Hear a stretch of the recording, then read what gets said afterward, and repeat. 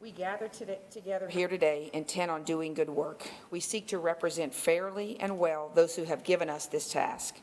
May our efforts be blessed with insight, guided by understanding and wisdom, and we seek to serve with respect for all. May our personal faiths give us strength to act honestly and well in all matters before us. Amen. I pledge allegiance to the flag of the United States of America and to the republic for which it stands, one nation, under God, indivisible, with liberty and justice for all. Thank you, Ms. Cook and Ms. Hebert. Welcome.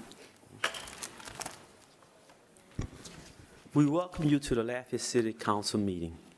As presiding officer and chair, I would like to announce the following. This is a public hearing. To address the council on any items on this agenda, please fill out the speaker form and submit it to the clerk prior to the call of the agenda item, or you will not be given the opportunity to speak. Staff assistance is available if needed.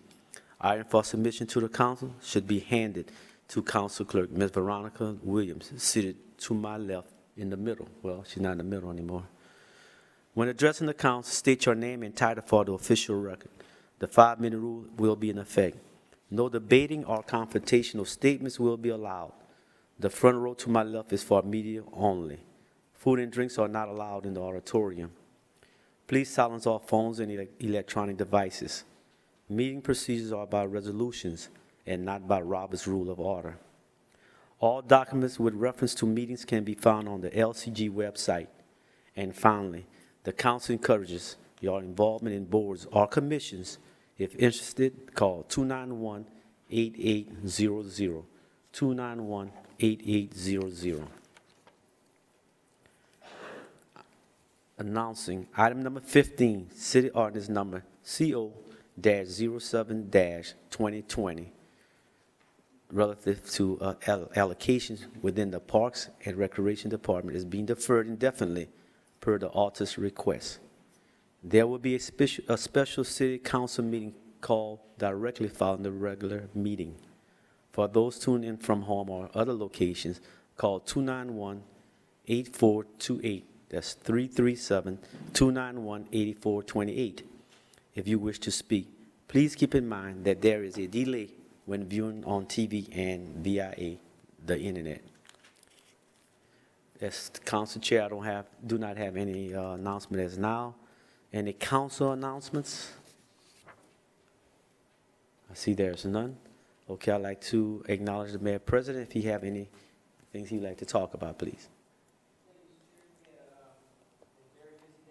In regards to city bonds, and we have Mr. Toby Cortez here in the audience that is here to tell us about some of our bonds that were priced out today that I feel like you'll be very interested in. So, Mr. Cortez.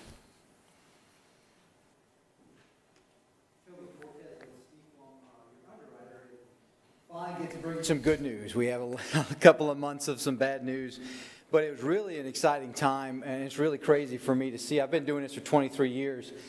And there's never been a better market to enter into. Last week, we have had historic lows in the marketplace. It was just a phenomenal time to enter in the market. We had $52 million that we sold for you today. Tell you a little bit about the process that we go through. One of the major things that we do is, of course, go through the rating agency process. And that was a little bit of a beast this time. The rating agencies, they did telegraph that we were going to get downgraded. And it was a struggle not to get downgraded. And there were several keys that I want to let you know that why I think that we didn't get downgraded. And one was because of the reversal in the general fund spending. And there was $18 million that was going to come out of the general fund. And the administration and the council had reduced that.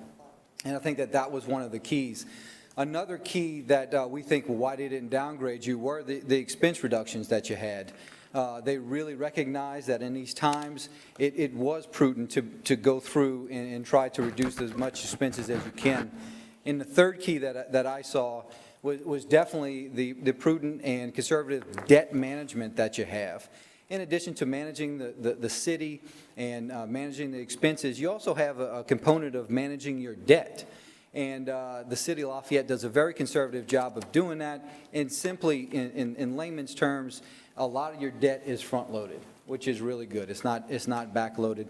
The average life, it was very, very short, and the rating agencies recognized that, and after some intense discussions, they came back and they affirmed your rating, which was very, very helpful in the sale today. Like I told you, we did $52 million worth of bonds. We had over $100 million worth of orders. So we were able to get a lot of interest into your bond issue.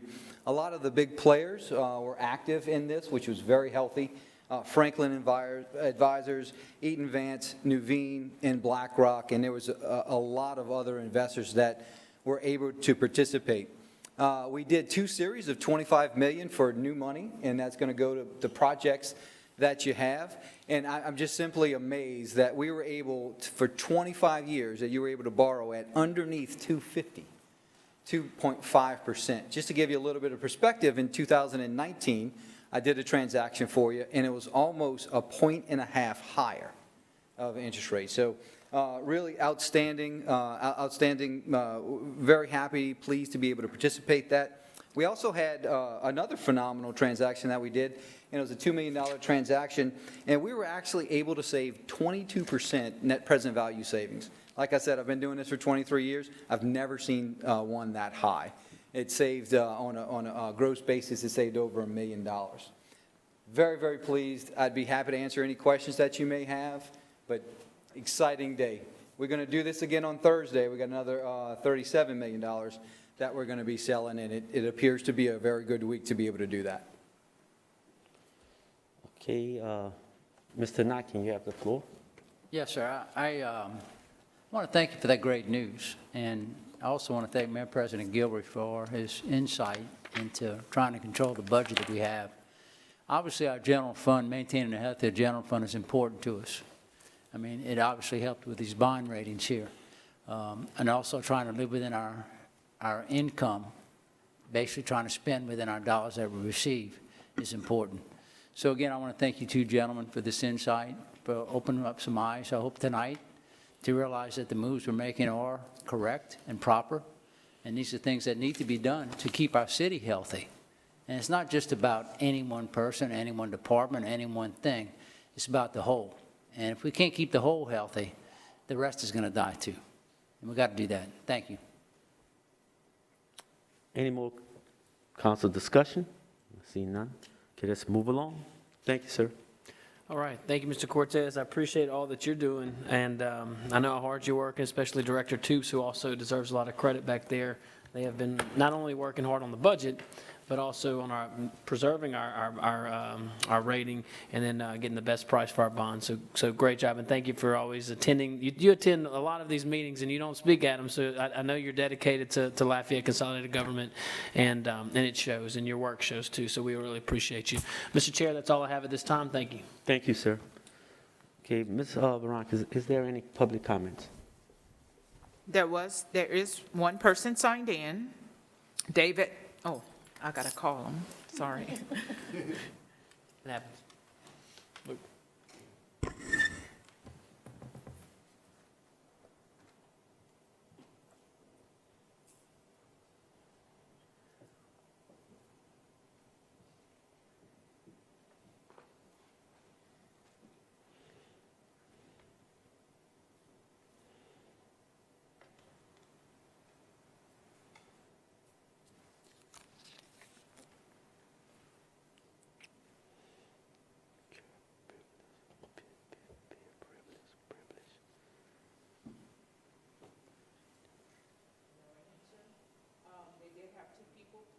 Two citizens who did not wish to speak who signed in to support recreation funding.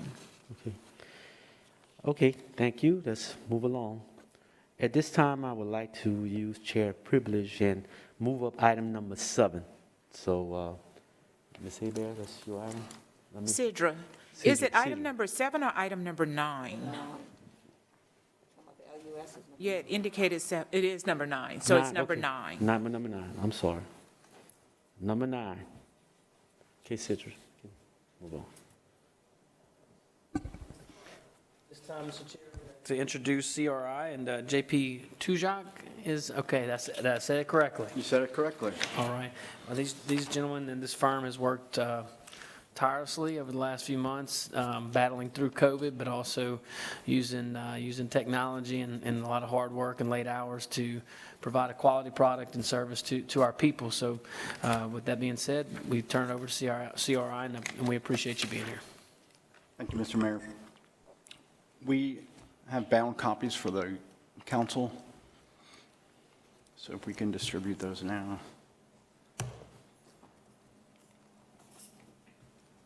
These are the appendices. Why don't you bring those up there as well? Good evening. In light of the volume of material that was in the report, but also due to the time that we have to present it, you'll find that the presentation, we skip over a good bit of the background information. That'll be kind of woven into the main points. And I'm going to go through it rather rapidly to try to save time for you all to ask questions at the end. All right. I'm Jean-Paul Tujak. I'm a partner with Carr, Riggs, and Ingram out of the Metairie office, and my area of specialty is in forensics and litigation services. So we were engaged, as you know, by LCG and its city attorney, Greg Logan, in February of this year to investigate LUS Fiber's affiliate billings. Initially, our scope included 2016 to 2018, but as the investigation progressed, the documents we discovered and reviewed brought us to the conclusion that we needed to go back a little bit further. So our scope was increased to include 2011 and 2000 through 2015 as well. So without further ado, I know the report was heavy on procedures and what we looked at, who we talked to, and given a background. If it's okay with the council, I'm going to jump straight into findings and briefly summarize those. So the first section in our report deals with the Power Outage Monitoring System, or POMS, as it's known. Basically, and I've read some of the media articles that have come out since the report has come out, and I know there's a lot of material for them to digest, but one of the areas they didn't quite seem to grasp all the way was how POMS worked and what it was about. LUS's electrical distribution system has what's called taps, which are branches off the main feeder line to provide electricity, and a tap could cover, a handful of customers. It could cover, over 100 or several hundred customers. So out of the 3,574 taps, POMS was thought of almost as a byproduct because on those taps are LUS Fiber customers. The way the system worked, or it was originally intended, it notified LUS Fiber when what they call an ONT, which is a device that's hooked to the side of the house. When that lost power, it sent a signal back to LUS Fiber, indicating that it was shut off for any reason. The system required 2 or more to trigger an alert. So of the 3,574 taps, only 989 of those had 2 or more LUS Fiber customers. So therefore, they were only getting feedback on roughly 27, 28% of the grid. POMS charges, by the way, over the years totaled $7.3 million. And beginning in 2011, the price jumped to $84,000 a month, approximately. So our findings on POMS.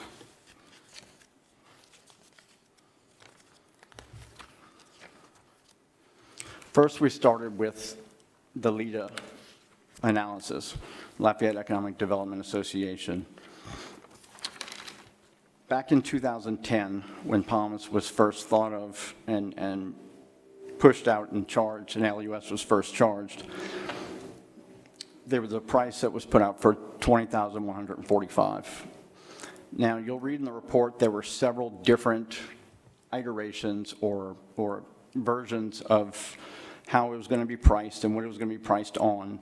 Ultimately, it was decided to base it upon the findings by LEDA, which looked at, I call it an opportunity cost, but it was, estimated savings.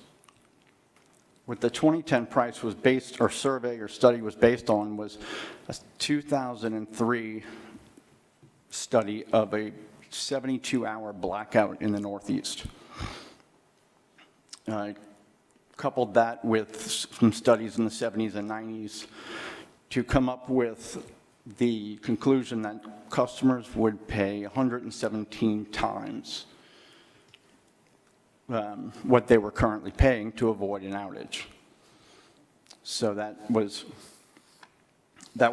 taken and applied against, all the entire grid, not just the 20%, and it assumed, an hour shutdown across the entire grid, which, short of a major hurricane, something that didn't usually happen.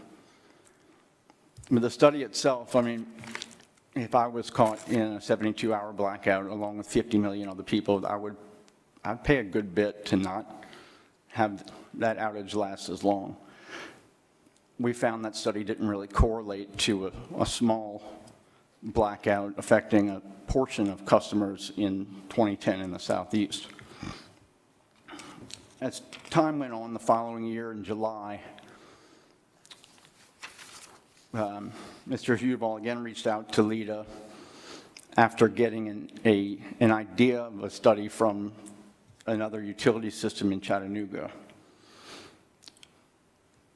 The LEDA report was updated, and this time wasn't based upon, a Northeast outage and what people would pay. It was based upon savings across the entire grid, but again, for an hour of the whole grid being shut down.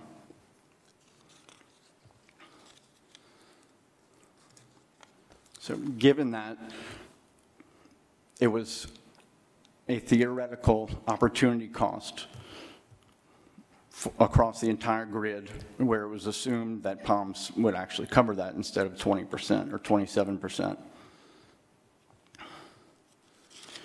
In reviewing other documents and emails in that period, we discovered emails between Mr. Huvall and what we termed and defined in the report as his inner circle and outside consultants. And it led us to a set of emails that came out after Mr. Huvall was made aware that the budget for LUS fiber had a shortfall, a $710,000 shortfall for the coming fiscal year. As you can see from one of the quotes I pulled out in there,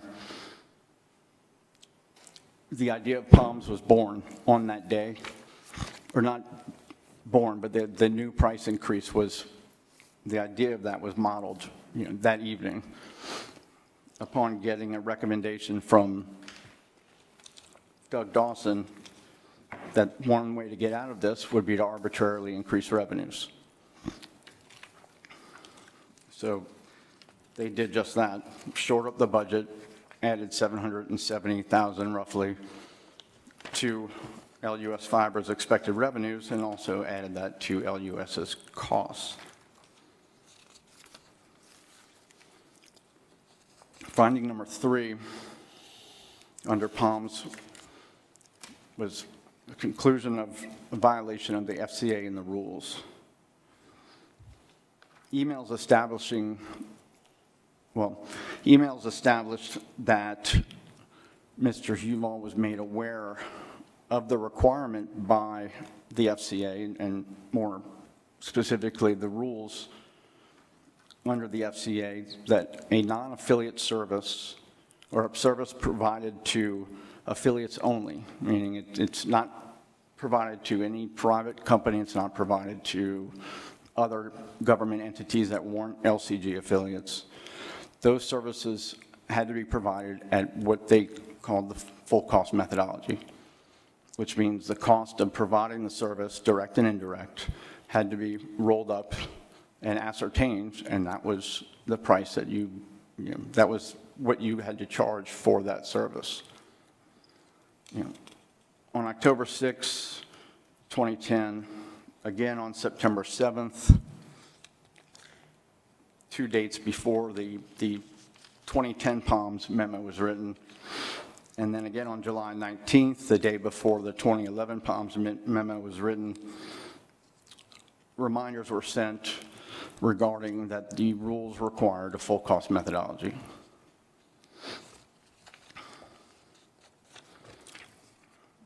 Those reminders were ignored. The POMS was priced on estimated savings or opportunity costs of LUS consumers, not of LUS, or not lost revenues from LUS or LUS fiber, which was a violation of FCA and the rules. Further, statements and emails and acknowledged in an interview with Mr. Juval, the cost was to set up POMS. The cost for POMS was negligible. It was minimal. It was really a byproduct of the infrastructure that was in place already, except for possibly, some hours required to create the software interface that works between LUS Fiber and LUS. The system itself was already in place so that they could monitor connections to the ONT back at the main office and see if customers were up or down and what the status of the ONT was, whether data was flowing. The cost for doing that was already incorporated in the price that consumers were paying for that service. Therefore, the cost for POMS itself was negligible. Given that the charge was greater than the full cost of providing the service, these charges also appear to violate Louisiana Revised Statutes 45, 53, which you can see up on the screen. It's there we go. A local government may not cross-subsidize its covered services with tax dollars, income from other local government or utility services, or any other means. Requirements which Mr. Juval was fully aware of. Our findings, number 5, under POMS, misrepresentations and false statements. In the 2010 and 2011 POMS memos described in the report and the information sent to the auditor upon his request in June 2013, you've all made misrepresentations of the POMS benefits. That is, systems coverage, the cost, and other attributes of it. Specifically in the letter, he stated, "We know of no lower cost alternatives." This is on page 9 of the report if you wanted to see it. "We know of no lower cost alternatives that would cover over 3,500 locations at a lower cost than this approach."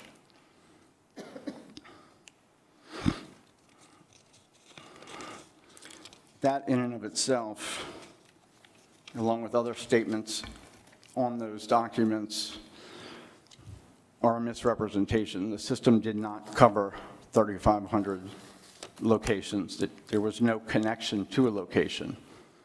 It was connections to the underlying ONTs, and it covered 20%, 27% of the LUS electrical grid, not the entire system. The lower cost than this approach that he refers to, well, the lower cost was near zero. That would have been an appropriate amount charged to LUS for this service. In an interview with LUS attorneys, Mr. Huval repeatedly justified the charge by claiming repeatedly that he showed it to Calder, Mr. Calder, who is the auditor in charge of the engagement, the attestation engagement, who blessed it and said it seems to comply with the FCA and the rules. Repeatedly, he referenced that Calder said it was okay.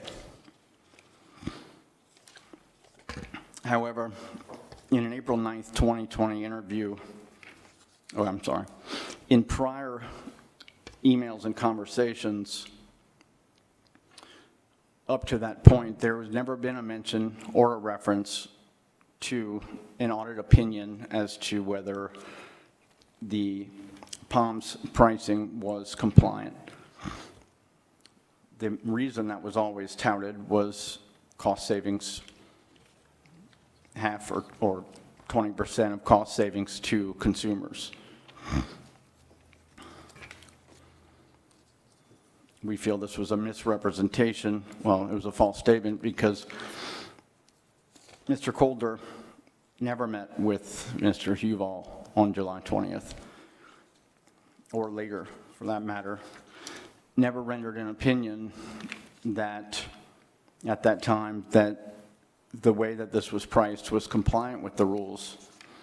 And in fact, according to Mr. Jobert, who is another auditor with the same firm, KCSC,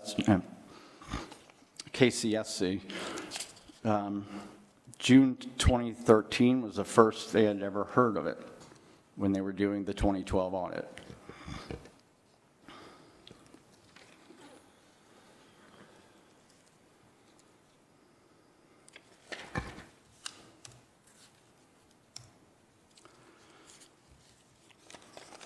With regard to the KCSC auditors,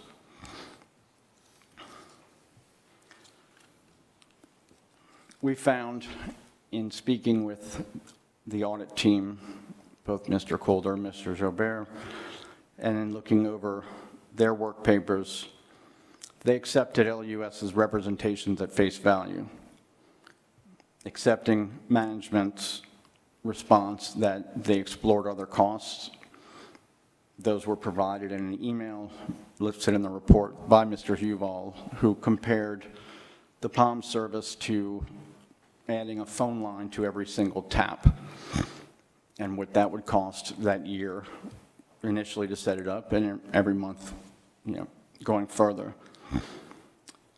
We found in looking at the auditor's conclusions that they did not obtain adequate documentation to support those conclusions and mostly merely parroted information provided by management. Their conclusion specifically stated, per review of the supporting documents, it appears that the sales of services between affiliated divisions are being charged at a reasonable market price and is consistent with the requirements of the FCA. Yet the requirements of the FCA are that a service to a non-affiliate or to an affiliate that is not provided to non-affiliates must use full cost methodology. It doesn't say that you can look at it and determine whether that's lower or higher than market, or that if it's a service like this one is provided somewhere else in the United States or elsewhere, then that equates to market. It essentially means you have to determine what the full cost accounting is and apply that price. KCSC auditors did not seem to understand that requirement. Further, work papers created in support of their cost allocation or their opinion of what a full cost methodology would look like was created 6 years after the fact in response to media attention and being contacted by attorneys from LUS at the time of the initial interviews. Their full cost allocation, instead of putting together the direct and indirect costs of a covered service, which is POMS specifically. Instead of combining the cost to provide POMS, instead they took the costs of of all services provided by LUS Fiber, phone, cable, internet, to all customers, and divided that by the number of taps to come up with, what it would cost if using full cost methodology, which is not the correct view or way to look at it. It should have been just looking at the covered service itself instead, as specified by the rules.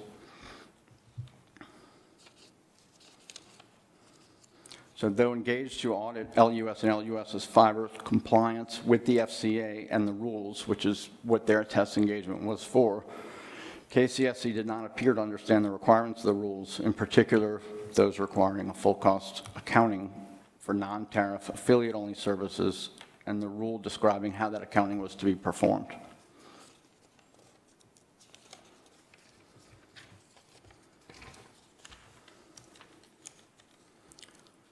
Lift stations. In 2010, LUS wastewater was comprised of 4 treatment plants and 152 lift stations. 32 of those were monitored by LUS SCADA, which is a system used to monitor and control a plant or piece of equipment. It provided real-time monitoring via radio telemetry, and it could tell them, whether pumps were on or off. It could tell them flow. It could tell them specific things so they could diagnose and see how the pumps were running. 10 additional lift stations used mission auto dialers, which is in effect a call me if you have a problem type of setup. If the pumps ran into a problem, it would automatically dial and report that problem. The remaining 107 used the red flashing light on top of the lift station, which, coupled with a sign on the side of it, had it ask citizens to contact the center if the light was flashing, and they could send somebody out there to diagnose. In all, there 35 stations didn't. Council, I have a question for you. I'm sorry? Council, I have a question for you right now. Sure. Mr. Lazar? I'm sorry, I'm just trying to follow along with the presentation. So could you let us know where you're Yes, at? I'm sorry. As we proceed? That's all it was. Yes, no problem. It seems to be going back and forth, and I'm just trying to follow. Yeah, it's on the screen, but I still want to see it in the book. Yeah. I'm on page 13. I apologize. It's a lot of information to kind of put into a few bullets. So, but I will, I'll update you page number wise as we go along.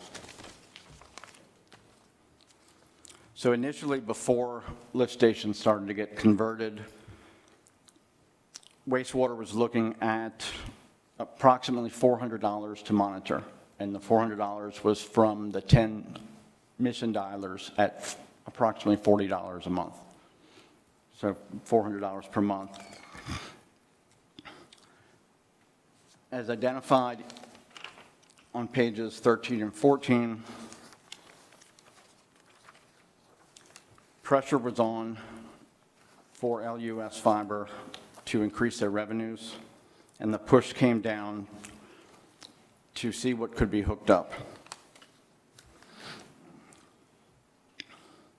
Phase 1 stations, which are identified in the report, were the initial 35 monitored stations, those being the more recent or newer wastewater lift stations.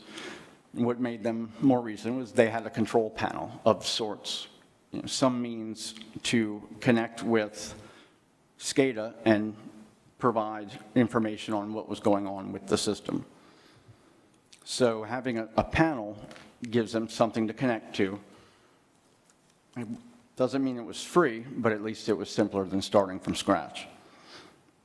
So installation started immediately. As of March 23rd, 2011, a status email reported 13 sites had fiber connected to a box on the wall of sorts, but 0 sites were operational. Billing began, however, in February of 2011,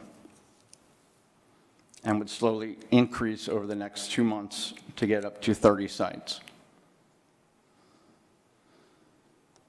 However, according to statements made by staff or management of wastewater, Phase 1 stations were expected to take 2 or 3 years to complete the connectivity to the control panels and cost at least $136,500 to equip. And that was just for an RTU, which enabled SCADA to connect via fiber to the control panel. The Phase 2 systems, or Phase 2 lift stations, was the 66 identified on page 14, bottom paragraph, and that was after a May 2013 meeting was called. Wastewater was told they need to convert another 66 lift stations, even though the first 35 Phase 1 stations had not yet been completed and were not operational, reporting back to SCADA with the new system.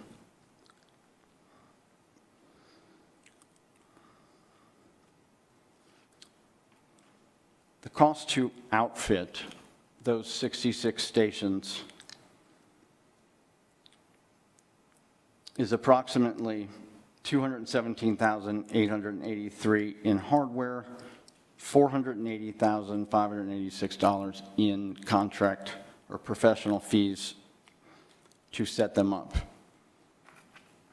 The first prototype was successfully done in May of 2018. So from May of 2013, when billing began, through May of 2018, those 66 stations were non-operational with regard to their intended use.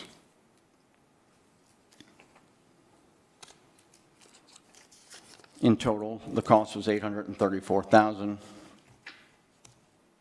Sorry. Excluding any fiber charges.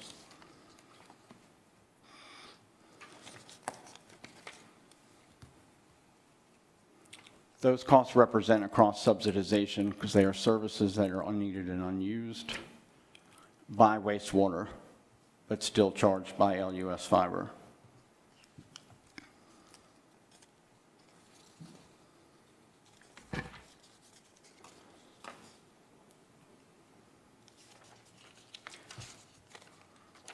Continuing on page 16 of the report, this section of the report deals with mass upgrades that occurred in late 2013 and early 2014. Thank you. As identified by emails quoted on page 16 and later, LUS Fiber was in a cash crunch and had issues, or was going to have issues, paying the imputed tax in early 2014. Several emails were discovered going back and forth between Mr. Huval and his inner circle and Doug Dawson, the consultant, as to how they were going to solve that issue. As quoted on page 16, and again in this slide, one idea was to go ahead and charge LUS an additional $1.1 million per year in new services, but use that money to pay off a cash loan instead of the new imputed taxes because they could always open up another loan or note for the imputed taxes. And in their opinion, it gets rid of a political issue a lot faster.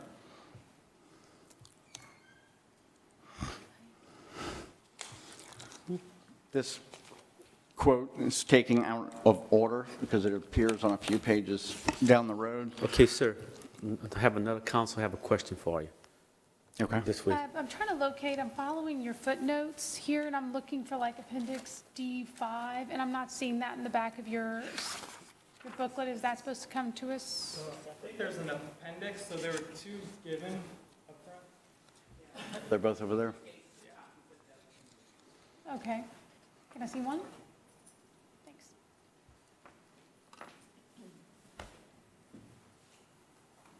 That's all I have. You can continue. Thank you. Okay.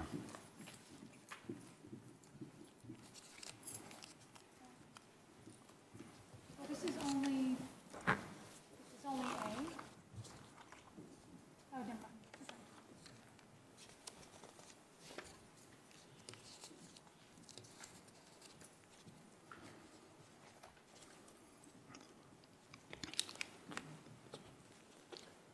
So this slide is out of order in that it appears later in the report, but it goes with the rationale or the intent of Mr. Huval and his inner circle in what they were going to do with the new revenue and what they were trying not to do with the new revenue.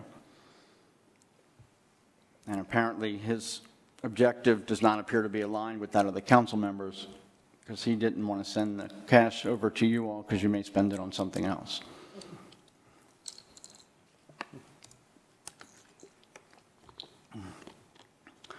We discovered an email on January 9th of 2014 that laid out exactly how they were going to hit that revenue target. And attached to that email was a spreadsheet identifying departments and which services were going to be upgraded. And I'm on page 18 now, or will be.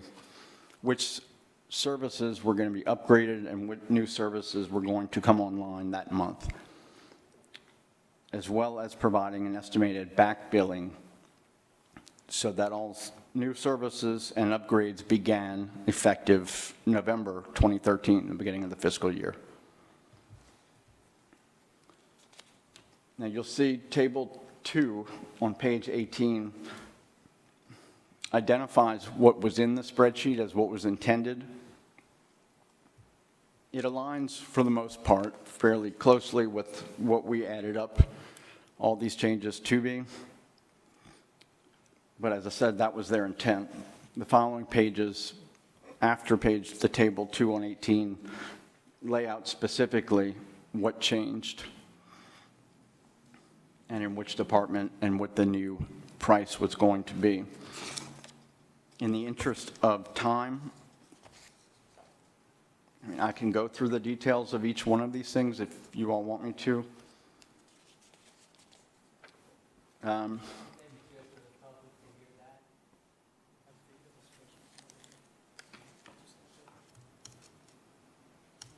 Right.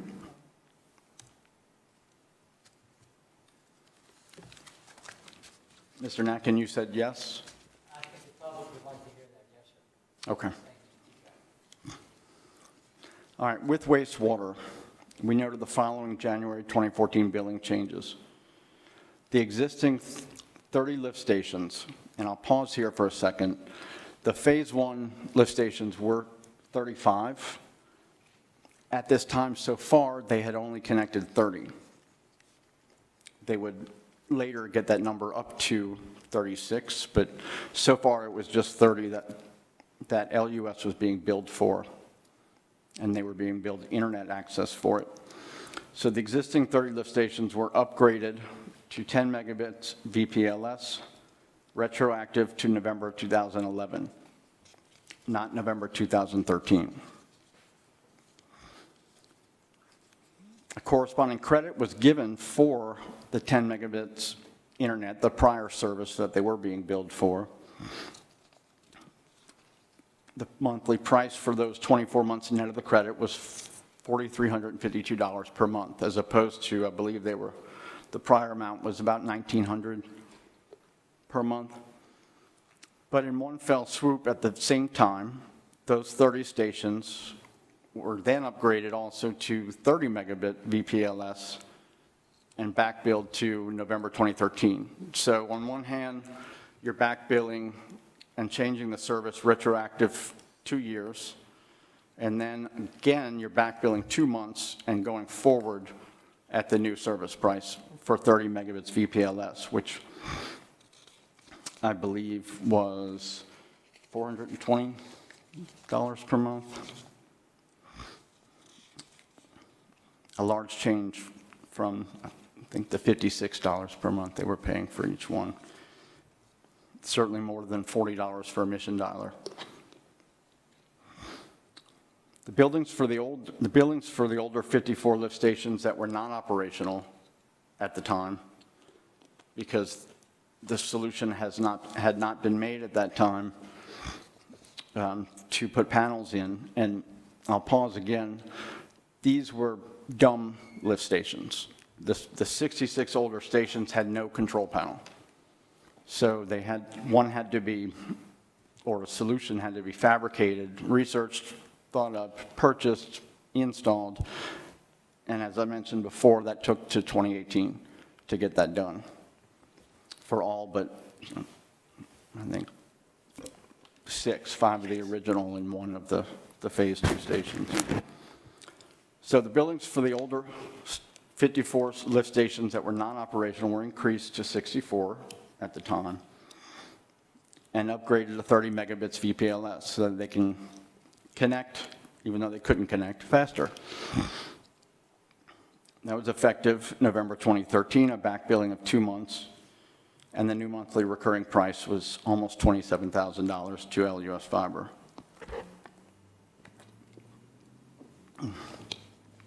Other wastewater plants and facilities received upgrades as well. Those weren't as material, but they resulted in a new monthly recurring price of $980. In total, in January of 2014, there was a hit for $191,801 to wastewater for billings for January and back billings, in some cases all the way back to November 2011. Those upgrades cost wastewater $40,460 per month thereafter,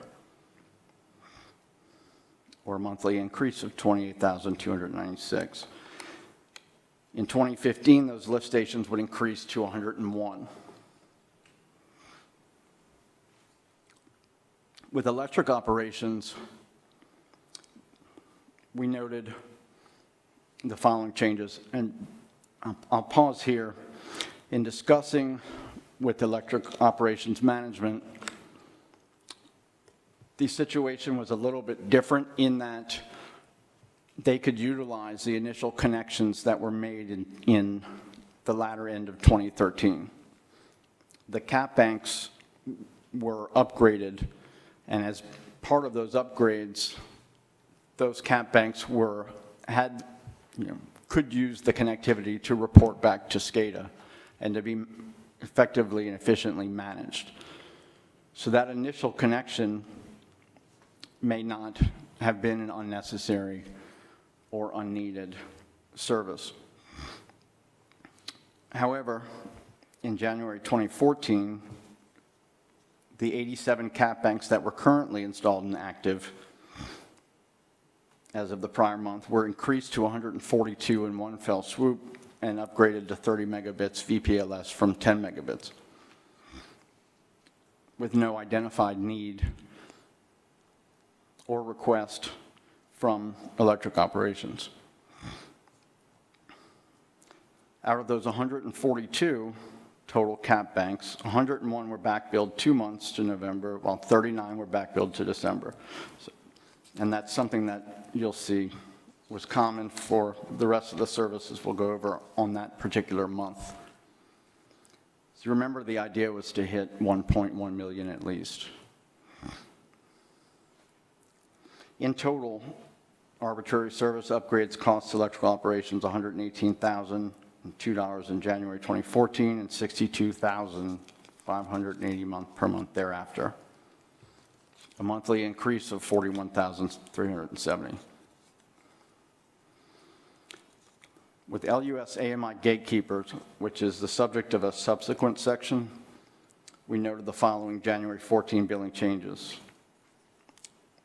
And gatekeepers will be described and discussed later, but the 70 that were being billed were upgraded from 30 megabits to 100 megabits VPLS effective November 13th, resulting in a back billing of $95,200 and an increase of $5,933 per month thereafter.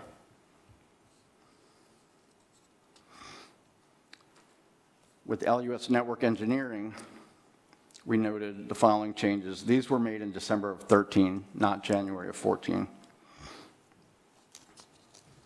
They were back billed 48 months to January 2010 for the fiber lease service at a monthly cost of $1,400, resulting in a total of approximately $67,200.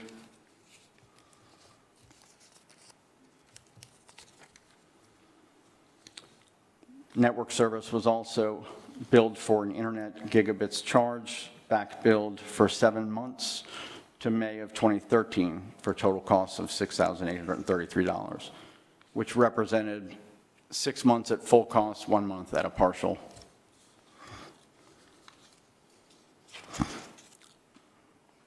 In all, the charges related to these services included back billings of $76,620 because there were some partial months in there, and a charge of $2,399.95 thereafter. The figure reported under that bullet is off by $600. It was $2,399.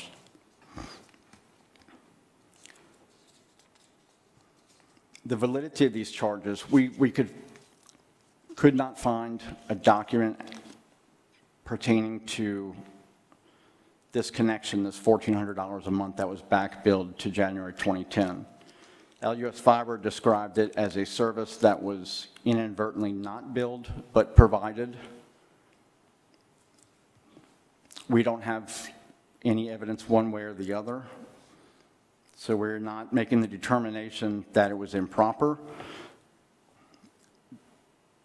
But given that these charges, the validity of these charges, due to the nature of the back billing, the emphasis for the increased revenue in December 2013 and January 2014, and the common directorship, their validity is in question.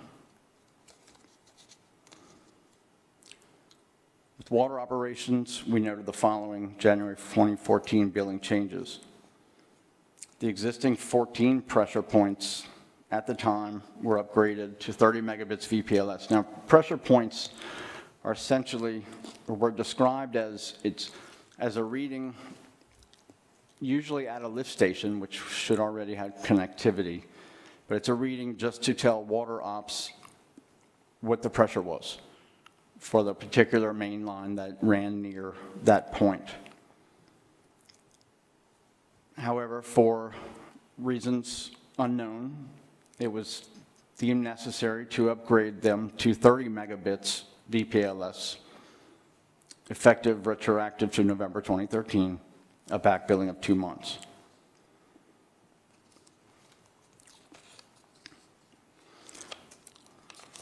Monthly prices of the 2 water plant connections were corrected, and in looking at what was provided, that correction seemed to be in line with prices charged for 100 megabits VPLS. In all, the charges relating to water operations services included back billings of $5,761 and a monthly increase of $4,110 thereafter. Finally, with LUS Telecom, we noted the following predominantly March 2014 billing changes. These would be to wholesale services, which was a different, I want to say, set of books, but it was accounted for in a different system, at least through 2015.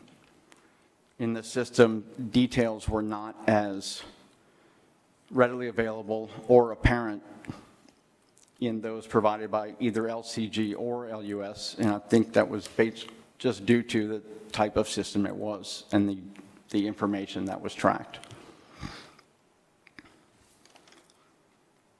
However, with LUS Telecom, we noted 18 LUS locations were upgraded from 10 megabits SPR service, which is a shared packet ring, to 100 megabits SPR for an increase in monthly charges of $1,453. It was a small upgrade of $76 per each one, roughly. The charge for the dark fiber was also under LUS Telecom, and that increased from $28,752 to $44,087, an additional charge per month of $15,335. Now, the dark fiber is also a subsequent section discussed later in the report, so I'll defer talking about that at the moment. Finally, with LUS Telecom, the number of wireless radios. These are transmitting and receiving wireless radios that allow those in the vicinity to communicate and access the internet wirelessly. These were at 10 megabits SPR for $337 per month, and we just noted that they increased from 24 to 35. We don't have the documents to say whether they were 35 or not, so giving LUS Fiber the benefit of the doubt, the only thing we really note here was on the service order, it was listed as a cost shared between LUS users and LUS Fiber users. Given that, here, LUS is bearing 89% of the charges. Those charges were based also on month-to-month pricing, despite the fact that the 60-month term is listed on the service order. These changes resulted in $3,706 in monthly charges, predominantly due to the addition of 11 wireless radios. Overall, LUS Telecom services increased $20,494.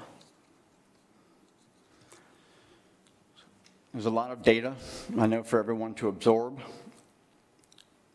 So in summing it up, all of those monthly increases effective, for the most part, January 2014, with one or two in March 2014, summed up to $102,603 increase going forward in monthly recurring charges for LUS Fiber. When you include the back billing, the impact on Fiber's 2014 fiscal year was $1,381,082, which included a back billing of $385,724 as identified in the table above, Table 3.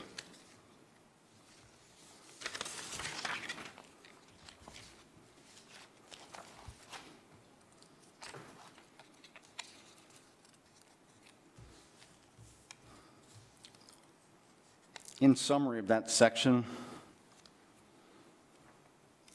it is noteworthy that all the departments listed above saw their services arbitrarily increased,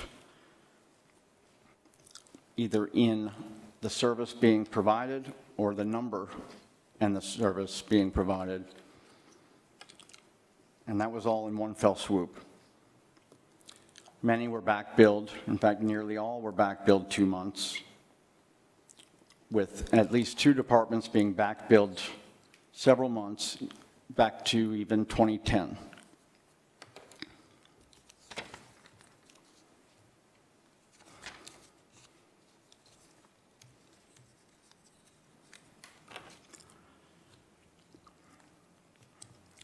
Our findings, and this is on page, beginning on page 22 of our report.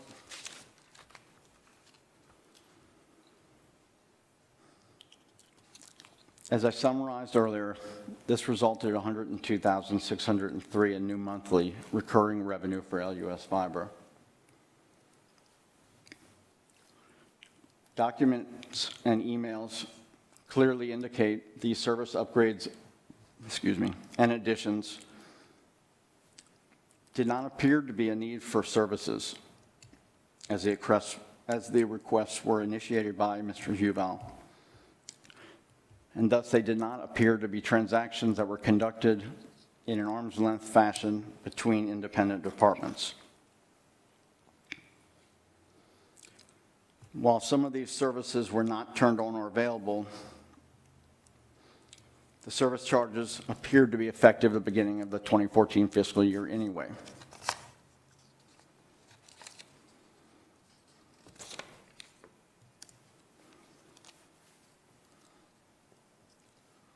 Given the documentation provided throughout the background of this section and the numerous emails relating to the arbitrary increases in revenue, we find that these service upgrades were primarily an attempt to inflate LUS Fiber's revenues to cover the pending imputed tax payments.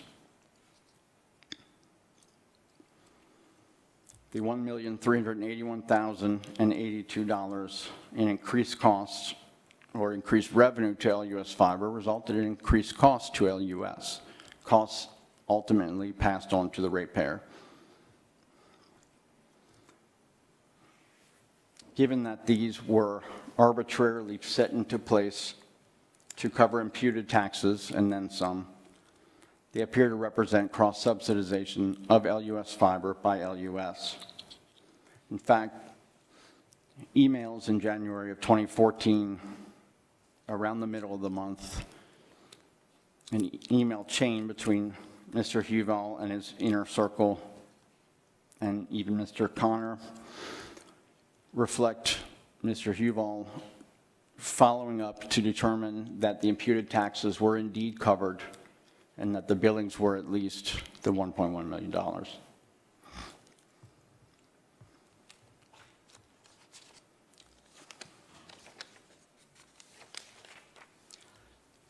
The email on the prior page that I excerpted earlier, this is on page 21, was a conversation between another attorney that Mr. Huval had been speaking to, and it lays out, I'm sorry I don't have it up on the screen, but it lays out the concern following the TITCH report of what these services, of how they would look. You know, how are they going to be perceived? And if you read through that conversation, basically, we took it as this was Mr. Huval saying, you know, how do I spin this? I gave it to you straight up. And Mr. Baller suggesting that treat these as separate matters. The rules require imputed taxes. LUS is paying them. I mean, LUS Fiber is paying them, and LUS happens to need more services. You know, two separate things, nothing to do with each other. Given all the other emails, we know that was not the case.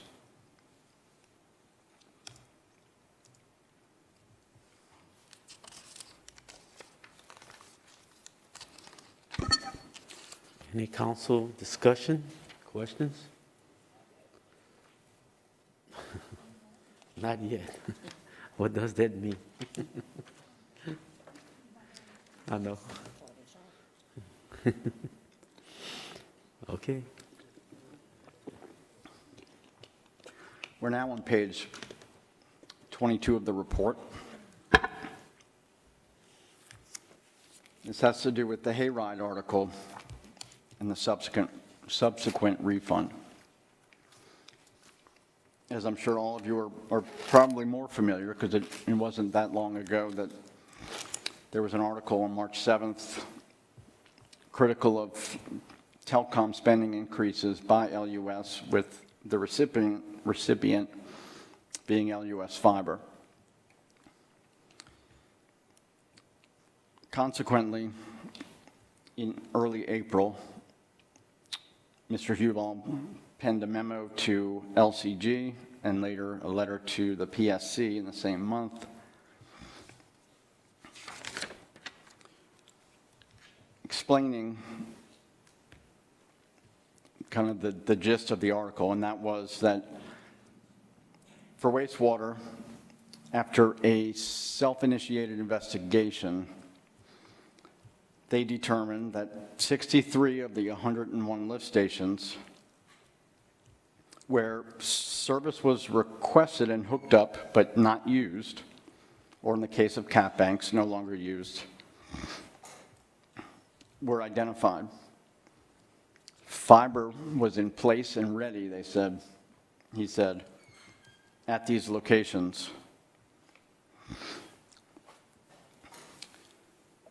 In the letter to the PSC, Mr. Huval took pains to also say that the communications division treated affiliates as it would any other customer. It made the services available upon request, in effect saying that it wasn't on them to determine if those services were needed or used. The customer requested them and we hooked them up. As a result of the identified 63 lift stations and the 25 cap banks, LUS Fiber refunded roughly $1.7 million to LUS, which was the service fees for those 25 cap banks, the 63 lift stations, and interest.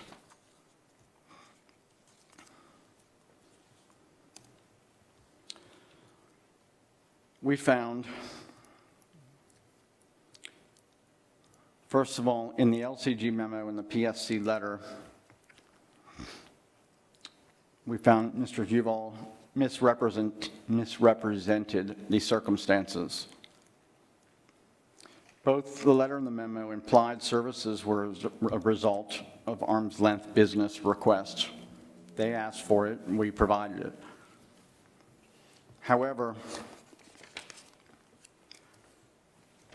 Mr. Huval was aware of the status of the lift stations, and those stations had been directed to connect with fiber, knowing that those stations did not have control panels, and it would be quite some time before those stations were able to use that service. It was not an arm's length transaction between independent departments. Further, in contrast to the memo, as of April 9th, 2018, an internal spreadsheet listing lift station status reported 36 monitored by SCADA, not 38, while the remaining lift stations alleged to be ready where fiber was connected and waiting, 17 were connected, reporting an ONT status of up. 46 were not ready with an ONT status of down.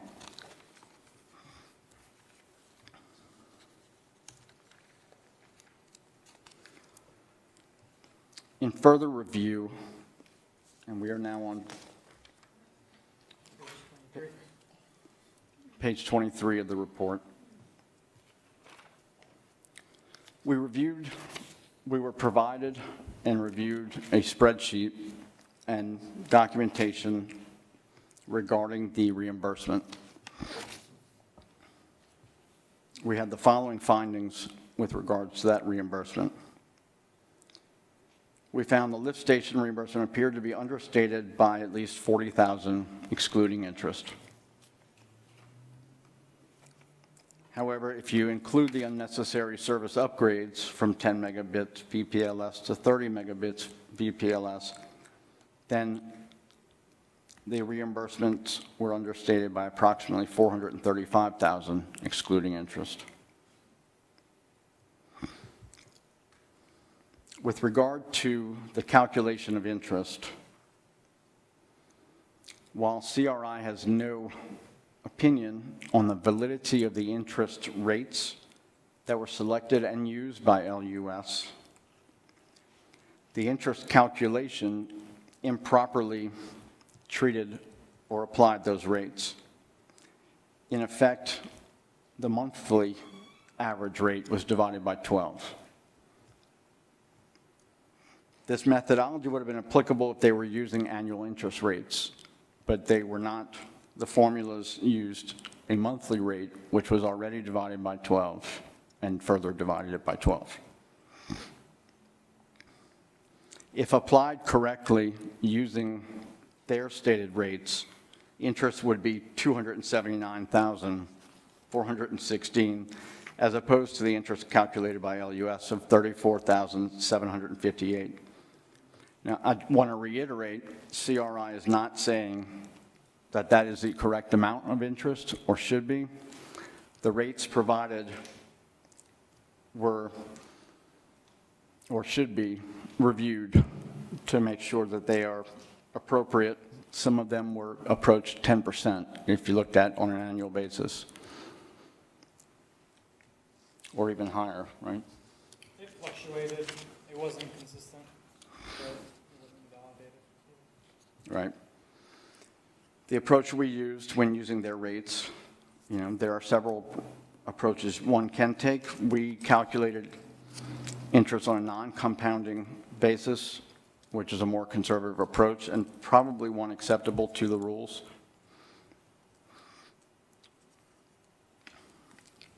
And I say the rules, interest rates applied to affiliate loans are governed by the FCA, which spells out, how interest rates can be selected, and usually you look to current debt of the division, current debt to affiliates of the division, other municipal debt. It gives us several different examples of ways that you could calculate interest rates. The rates that were provided did not appear to fall in line with that requirement. It appeared to be too high in some cases, too low in the beginning.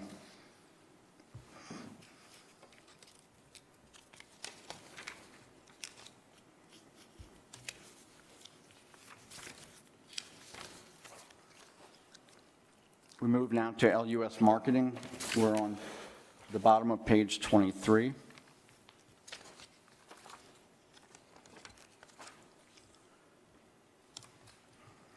We stumbled across this charge when looking at just charges across the years to departments and other affiliates, to LUS departments and other affiliates, rather.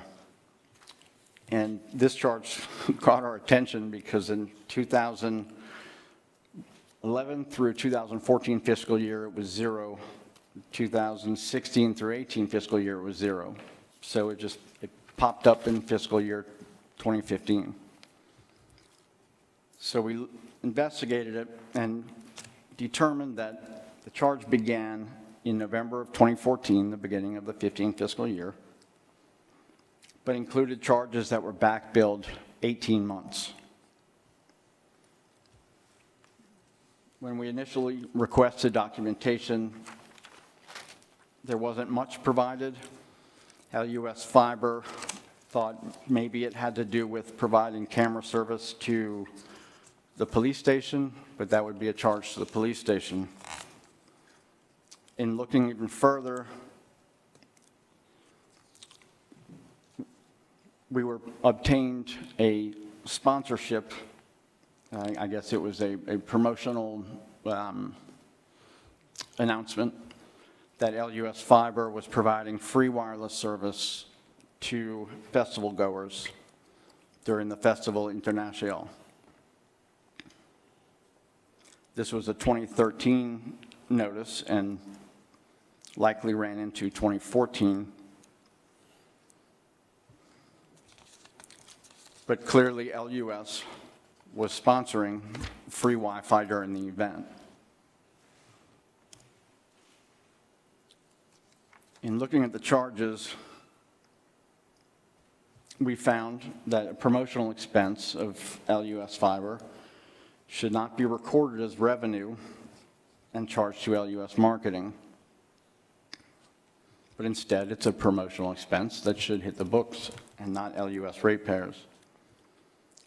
Further, while the festival occurred in April of every year, the billings were in every month, beginning April 2013 and continuing through the end of the 2015 fiscal year, which was November. So it appears to be charges for services that were not rendered or were actually expenses, promotional expenses, and thus also a cross-subsidy. The total amount of the charges was $46,552.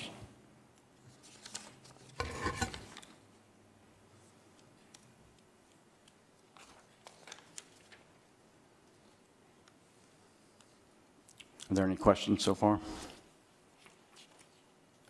No, sir? We are now on page 25 of the report. Oh, sorry. We're on page 24 of the report.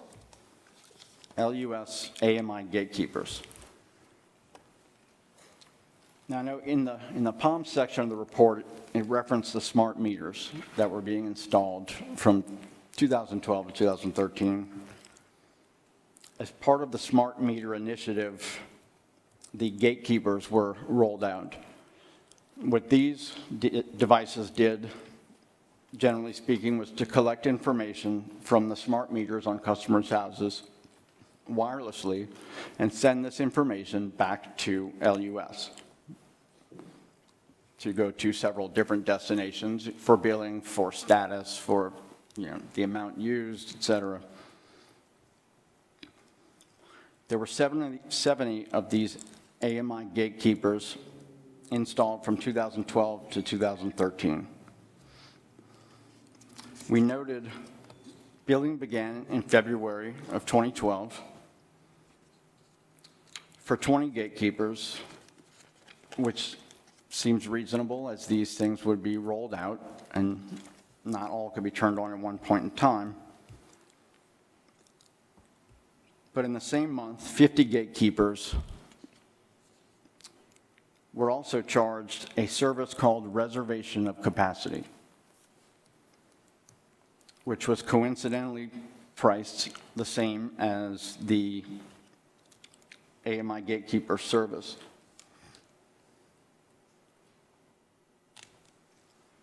But they were back billed also for 4 months.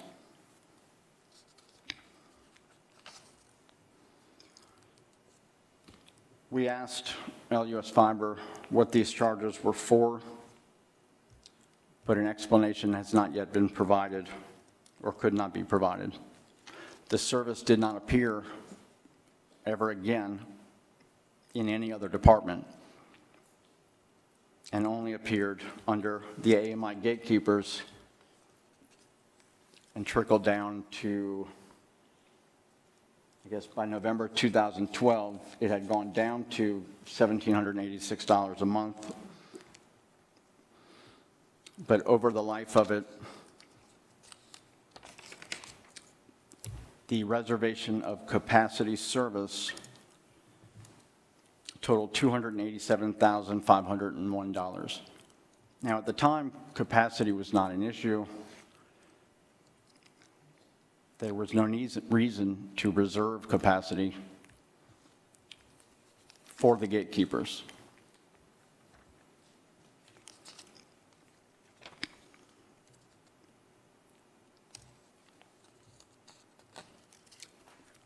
Further, in January 2014, in conjunction with the other service upgrades, the gatekeepers were arbitrarily upgraded to 100 megabits VPLS from 30 megabits VPLS with a price of $680 and back billed to November 2013. Yet, unlike wastewater and other divisions, no credit was given for the existing November and December 2013 charges, This represents an overbilling of $83,334 in January of 2014. With the reservation of capacity service, we found these charges to be completely unsubstantiated and appeared to be in violation of the FCA and the rules as they were an unused, unneeded, and unnecessary service.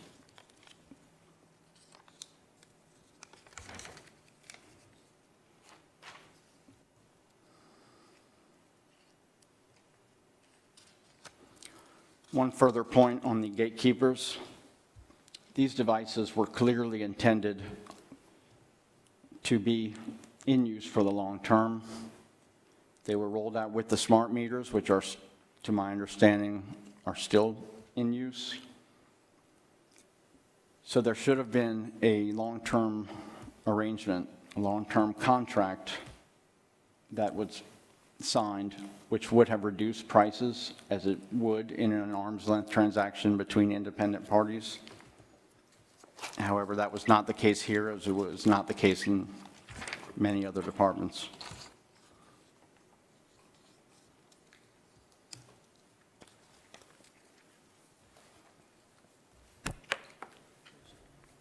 Okay.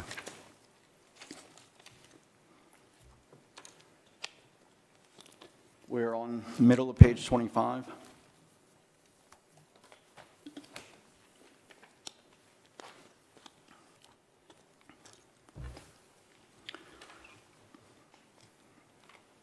In our review of the billings details, we identified a number of services that LCG affiliated entities were being charged for.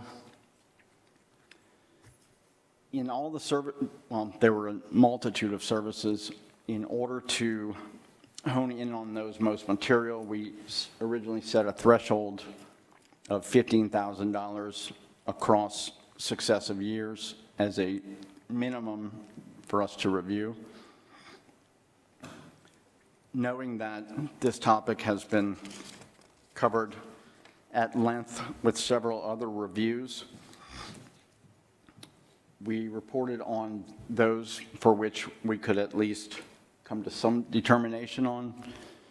But given the documents or the availability or sufficiency of documents, contracts, et cetera, as you'll find in the tables or in the listing of services, there were very few that we could actually thoroughly analyze and come to a conclusion on.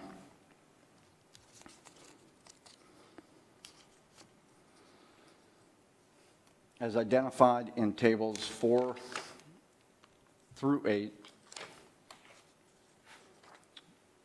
you will see the listing of the different affiliates or LUS departments that shared that service and the number of instances on average between 2016 and 2018 where that service was used.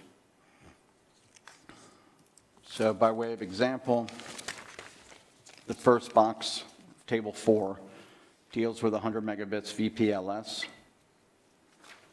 You'll note the AMI gatekeepers encompass the lion's share of these, and at this point now they're 74 instead of 70. But if you look at the monthly charges, at that column, you'll see the majority of them are 680, even 695. A few are even as high as 820.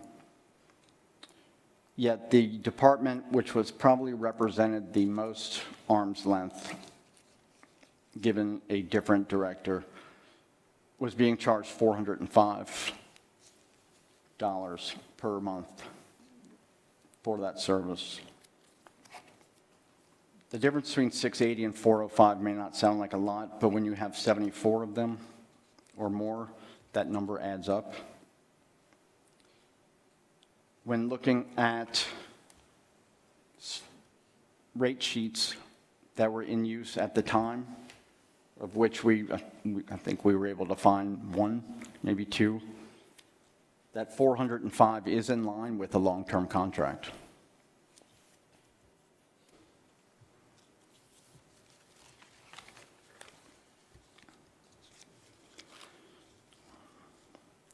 In general, we noted inconsistent charges for services, as outlined in the various different tables.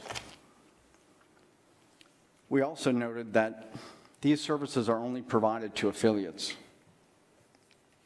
While other reviews have described these services as being roughly similar to shared packet rings, SPR, 10 megabit, 100 megabit SPR. In talking to various LUS fiber technicians, it appears to us that these services are not similar, meaning LUS fiber should have had rate sheets that were built upon cost allocation rules, full cost accounting of the cost to provide those services. We requested those, but none were able to be provided. And in statements by LUS Fiber staff, they couldn't think of any that existed for some of these services. It was just, what was done the prior year, and what was done the prior year was just carried forward.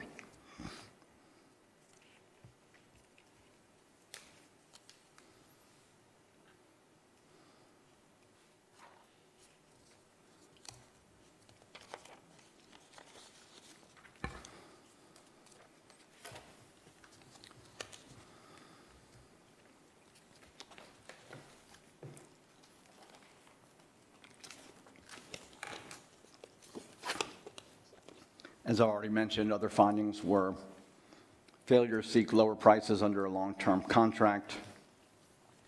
Given the common directorship, the failure to seek those prices could also be considered by the PSC to be a cross-subsidy of LUS fiber by LUS. In most cases, services were charged month-to-month rates where it was clear those services, if they were being used, were going to be used long-term, such as those for cap banks, reclosures, gatekeepers, et cetera.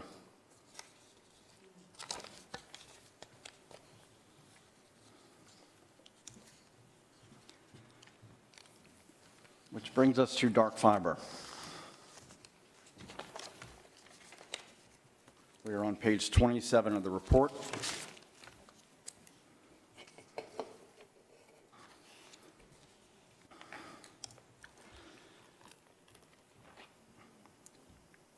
Back when LUS first, it was LUS back then, first installed these fibers, there were 96 fibers that were in rings around the city.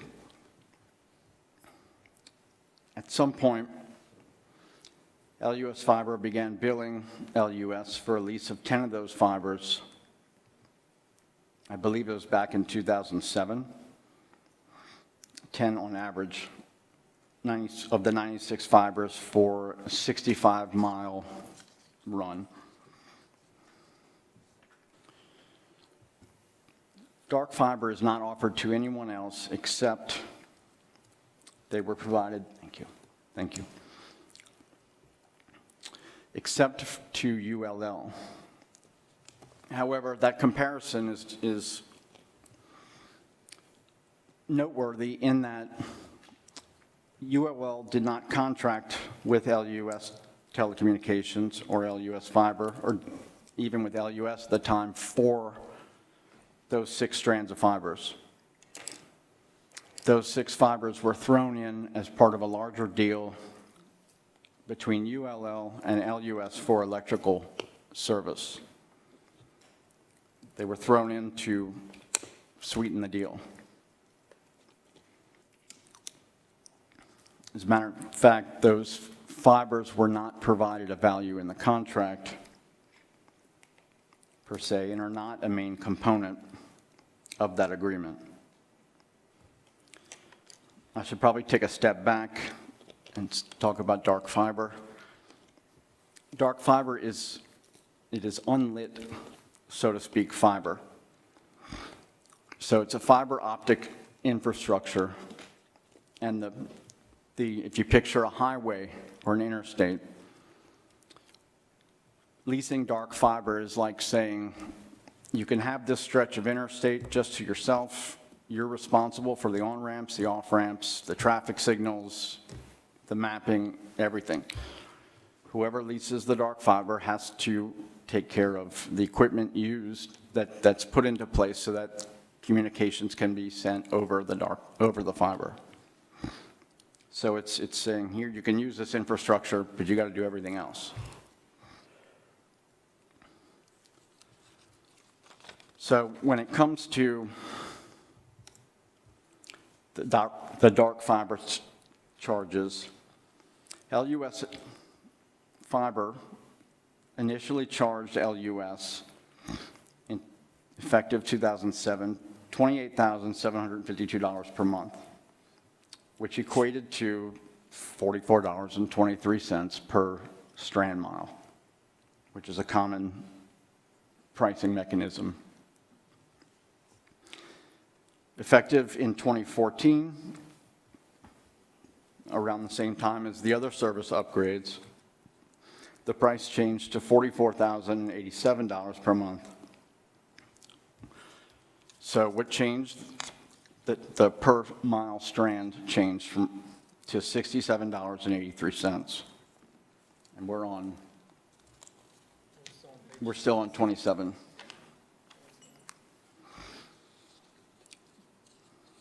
By contrast, LUS Fiber charged $1,335 for the 6 ULL fibers, which equates to $18.24 per strand mile. But again, those fibers were the subject of a larger deal.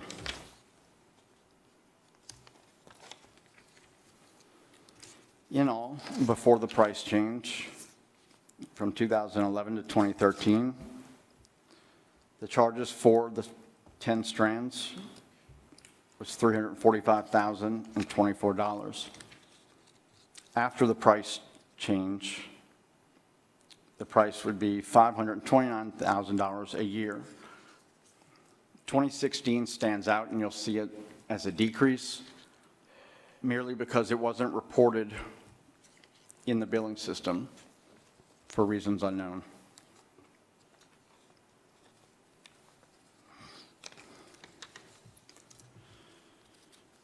Our findings on the dark fiber are thus: the ULL contract does not appear to qualify as a non-affiliate transaction. It was an agreement for electrical service. Fiber was included to sweeten the deal. Thus, since this service is not provided to other non-affiliates, a full cost accounting methodology applies.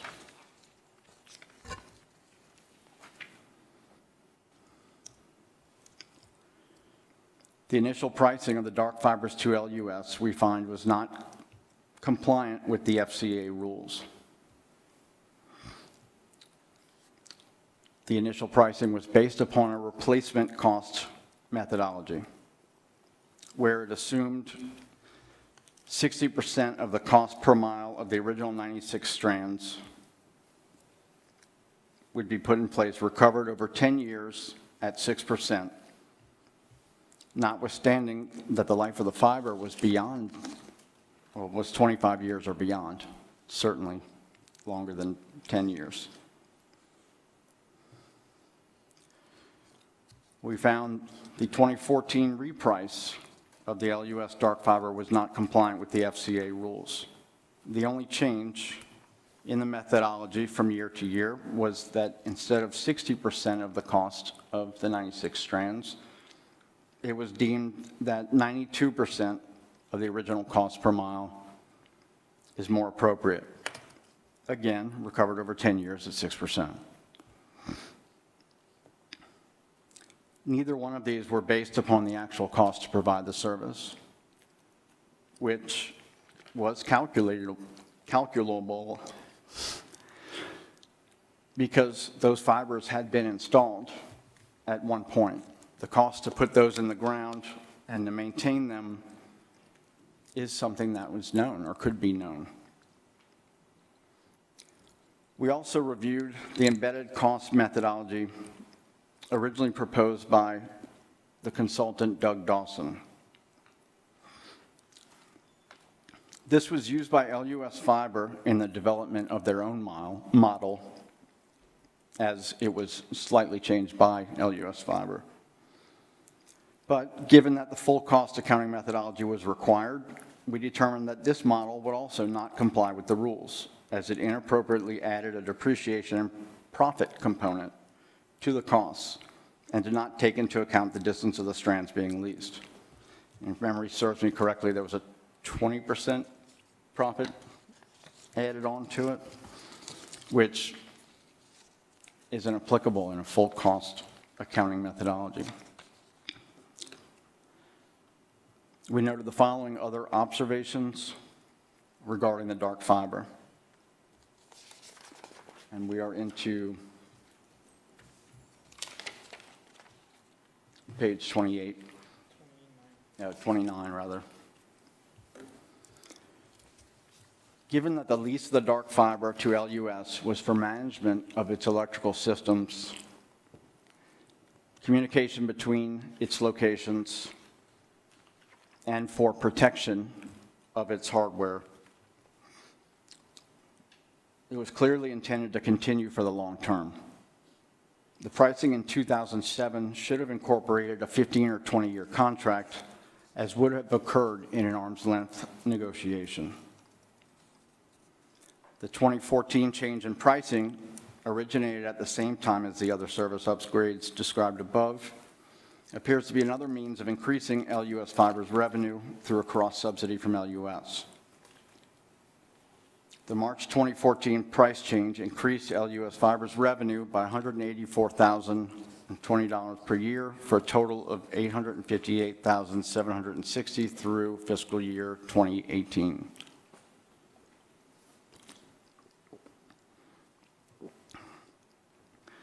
Based on interviews with LUS engineering staff, the actual number of dark fibers used by LUS is 4. Thus, the billing of the 10 fibers may reflect a gross overpayment and if correct, another violation of the FCA and the rules.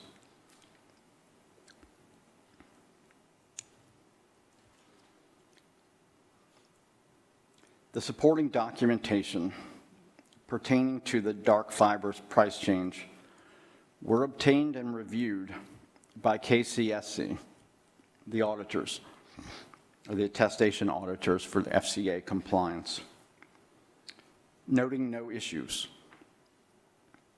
However, as noted under the POM section above, it does not appear that KCSC understood the requirements of the rules, in particular, the rules requiring the full cost accounting for non-tariff affiliate-only services, and the rule describing how that accounting was to be performed.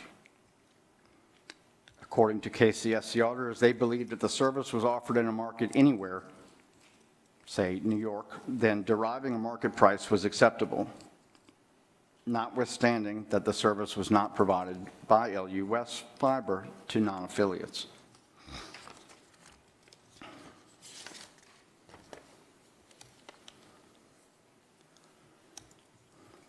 CRI's other observations. We're at the bottom of page 29.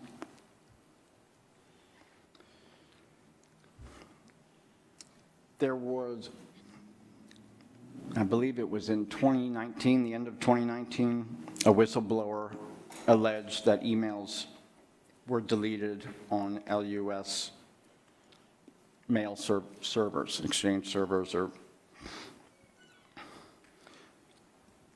while CRI cannot definitively ascertain whether such emails were deleted and how many and by who, such a determination would require a information technology forensic consultant to analyze the systems.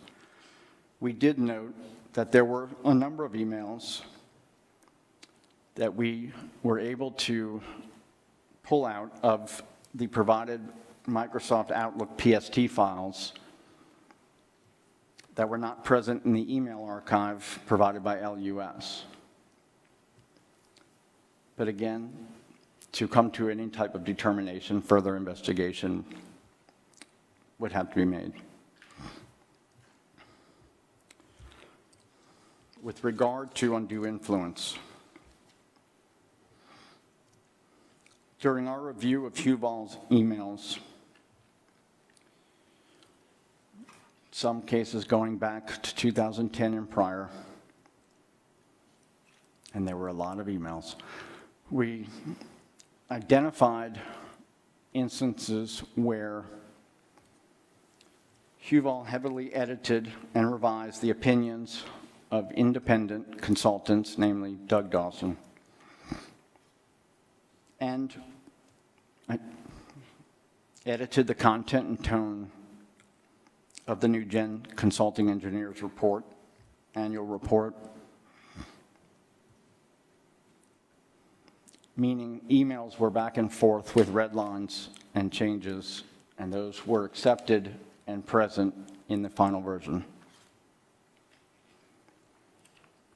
We noted to a lesser extent edits accepted by the auditors to soften certain findings.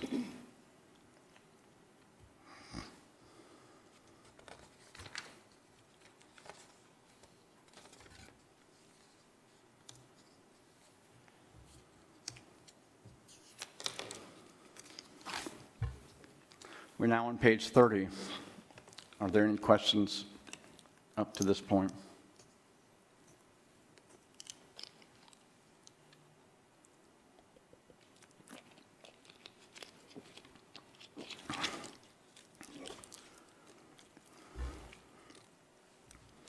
Mr. Huval was a director of LUS and LUS Fiber.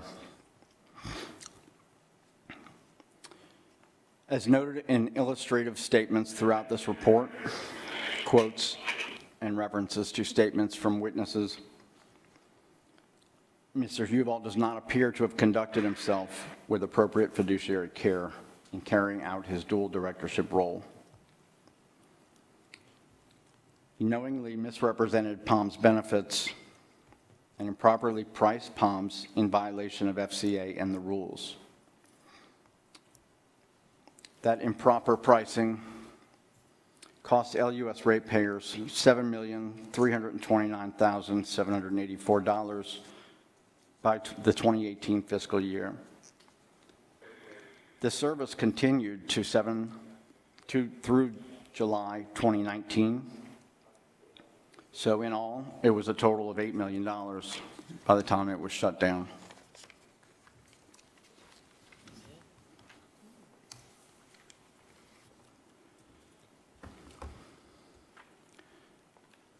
There was a demonstrated intent to arbitrarily inflate LUS Fiber's revenue at the expense of LUS. The 2013 and 14 upgrades cost $102,603 each month going forward.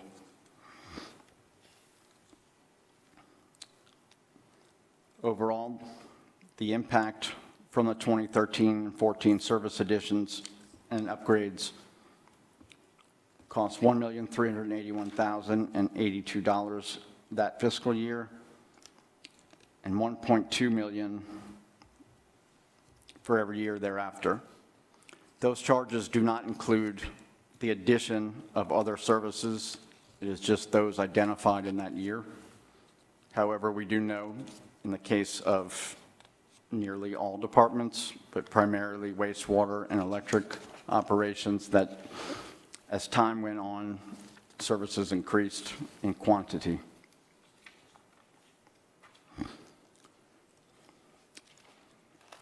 The lift station endeavor itself, net of the refund, cost LUS ratepayers $2,076,621. Before the refund, that amount was 3.4 or 3.5 million. Those costs include hard costs such as equipment and installation and setup, and the services for LUS Fiber.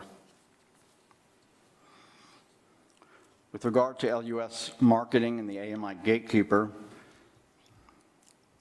the improper charges and the overbilling were in violation of the FCA. The charges plus overbilling resulted in $417,387. If you include the arbitrary service upgrades to 30 megabits, you're over $773,000.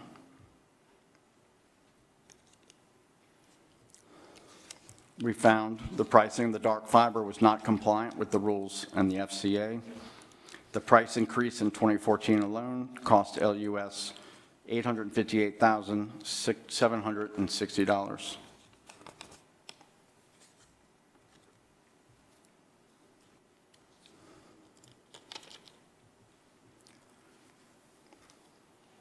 We noted other potential violations. As previously described, there was inconsistent service pricing to affiliates. We noted these services were poorly documented. They lacked cost allocation documents required under the rules, which the rule specifically states needs to be maintained and provided to auditors for inspection. We noted a failure to seek long-term contracts and the pricing that would result, as would have occurred in an arm's length negotiation between independent parties. In all, there's an appearance of self-dealing that benefited LUS Fiber. Given the common directorship, that it may represent another subsidy prohibited by the FCA. As a fiduciary of both entities, Mr. Huval dictated, authorized, or was aware of the improper activity and thus may have violated a number of state laws.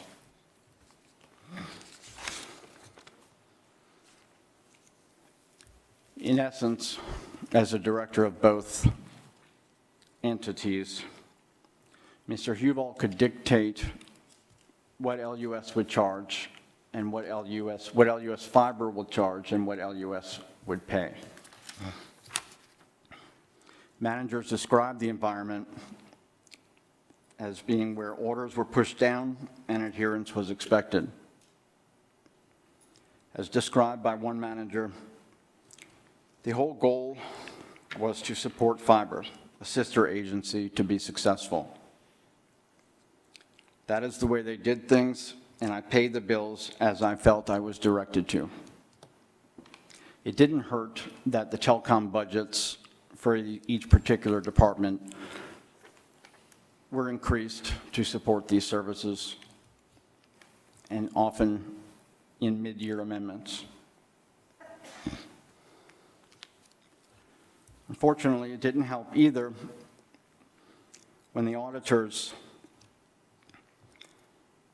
as they said in interviews, thought that this must have been looked at by the Finance Committee, the Council, and the PSC, so it must have been okay. Similar things were likely said in Enron or MCI in those collapses.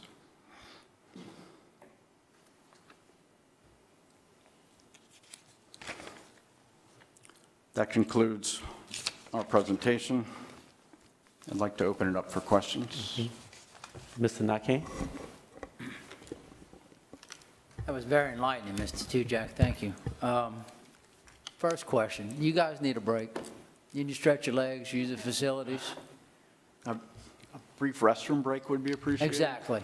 Why don't you go ahead and do that, and then we'll come back and get to these questions. I'm sure you'll know. That's okay with you, Mr. Chairman? Yes, sir. We can take a 5-minute break. Okay. That Thank would you. be wonderful for you guys, and for us too, I'm sure. Thank you. See you shortly. That was an important question. You got. Let's move on. It's 11 o'clock, y'all. We don't need to. They can take a break and let's keep going, then they come back in. What we have next is the, Resolution. y'all want to just move, we can move forward? Veronica, can we jump to another ordinance? Okay, okay. We'll continue to the next item. Let's move forward to the resolution. These people have been waiting in the auditorium. They have been? Okay, this is a public hearing, and speaker sheets are available for anyone wishing to address the council. The 5-minute rule does apply. Jeremy, read item number 6, please. City Resolution 29, 2020, a resolution of the Lafayette City Council approving water service outside of the corporate limits of the City of Lafayette in accordance with Ordinance 30, 2015 LPUA for Eureka Plantation Road. Motion and a second, please. Motion by Ms. Cook, second by Mr. Lazar. Council discussion. Ms. Hebert. This is your district, Nanette, correct? It looks like they're requesting LUS water service, is that correct? Correct. But looks like they're in the middle of the city. Are they in an unincorporated area? Correct. Are they planning on annexing into the city? They have no plans of that, no. So, How many times have we done this already? Given water to people outside the city? well, given water to people outside the city, not inside the city. I think this is, Brian, maybe you can answer my question. Is this I don't ever recall, to my knowledge, but it's also 11 o'clock at night, have we, in recent history, given unincorporated area in the middle of Lafayette water service? Okay, We don't have that many of them. yeah, I mean, so I guess like they're getting, look, and I'm going to support you, this is your district, but they get police, fire, LUS without having to pay city taxes. Yeah, You know. Look, can you put me hot? Yeah, I'll let, and that's all I had, but whatever you think, this is your district and I respect you, so.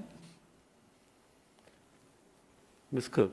No, I mean, I agree with you, Ms. Hebert. You know, this is something that we've started this practice, though, way before we were on the council. And so I don't know at this point in the game, I mean, I'm going to support this. I'm going to support giving the water to this particular, to this resolution. But I do agree that we need to, and I don't know how to pump the brakes on that. I mean, we've been doing it forever. And so I don't know how you deny one person and then, we start that precedent on this person. No. So anyway, I'm asking for support of this resolution because it is something that we have been provided. And if I understand correctly, the rates are different for this, just to confirm that they're out of city rates or how much more are they than in? And how much more is that than in city rates? There, for residential, which is this, would be Correct. twice as much as in-city Okay, rates. that's what I was told. I just wanted to confirm that it is twice as For much. water, Okay. yes. Okay, all right. That's all I have. Thank you. Mr. Nake.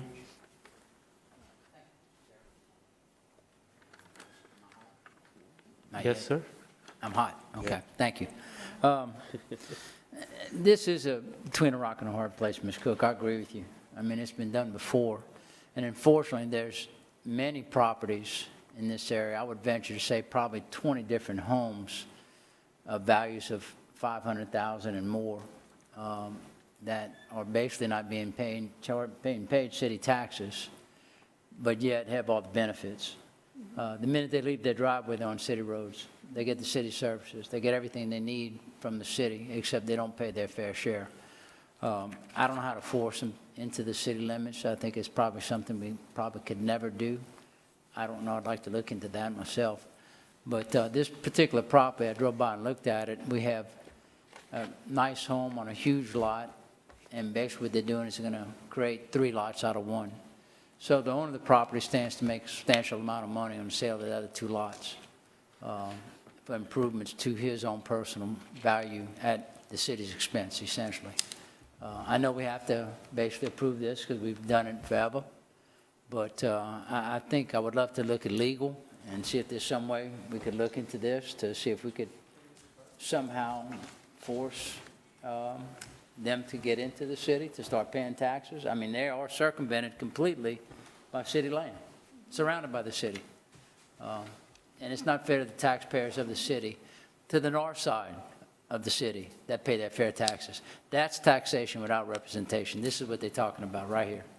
And anyway, that's all I have to say. Okay, Ms. Cook? Okay, I understand what you're saying too. I guess my point is, are we going to ask everybody in that, I mean, that's a long street of, there's several people that are not in there. Are we going to, just because this one is coming for water, are we going to make everyone else in that street basically sign on and be annexed? You know, we've had that question before about can you force someone to annex, and I don't think you can now. No, I don't think you can. You know, yeah, could you deny water? I mean, you could deny those services. But again, I guess, you know, if we're going to do that, then we need to figure out when do we want to start doing that. I mean, do we want to start tonight?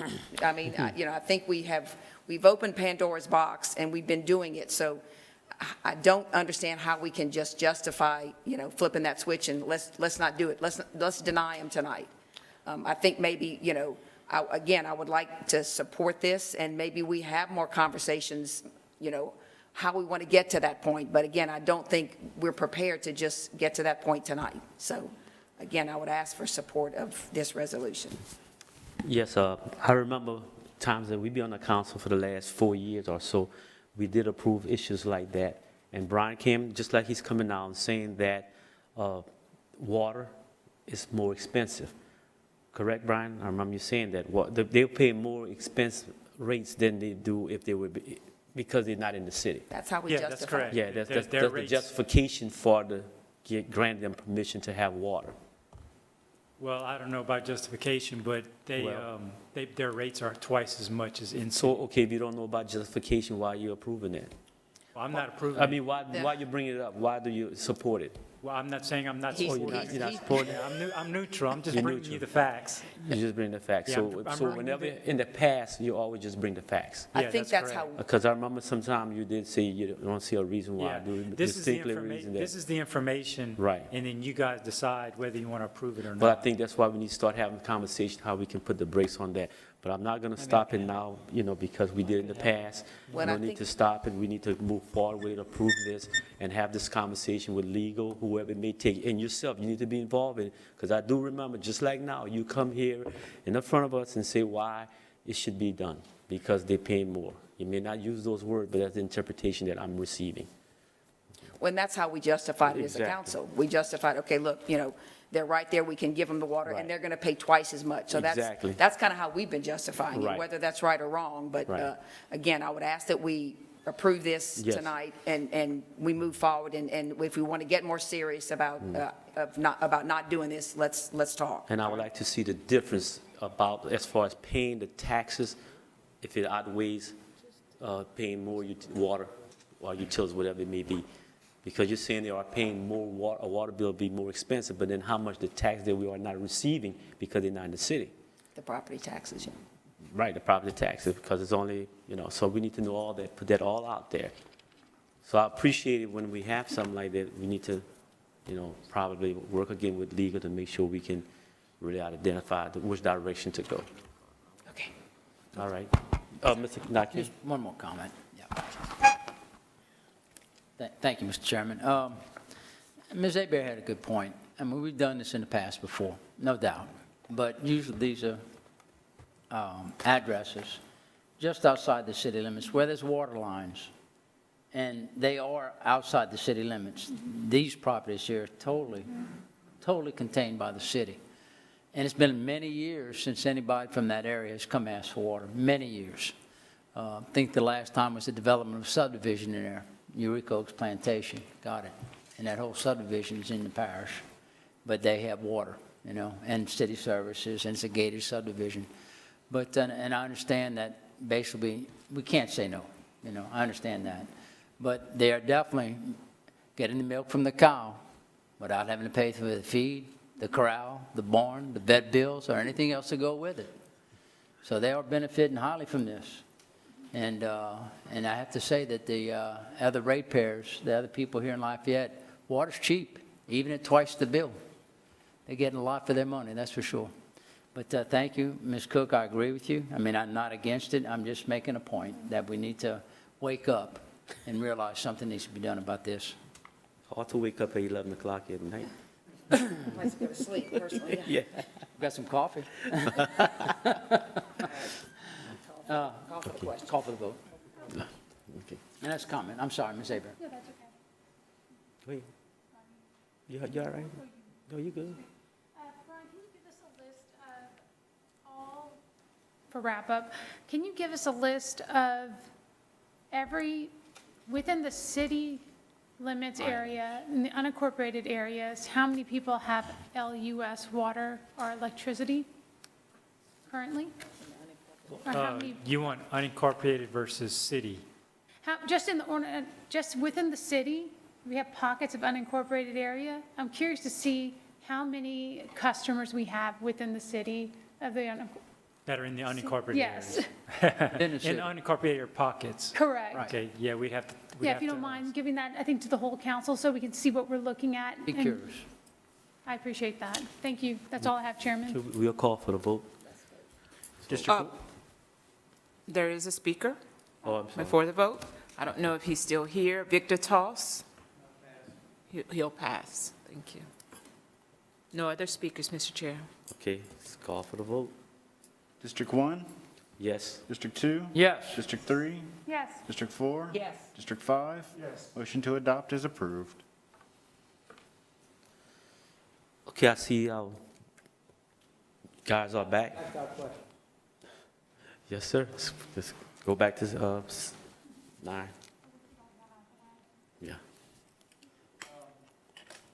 Like I said, it's very interesting, and y'all worked hard on this. Thank you so much. I had a question.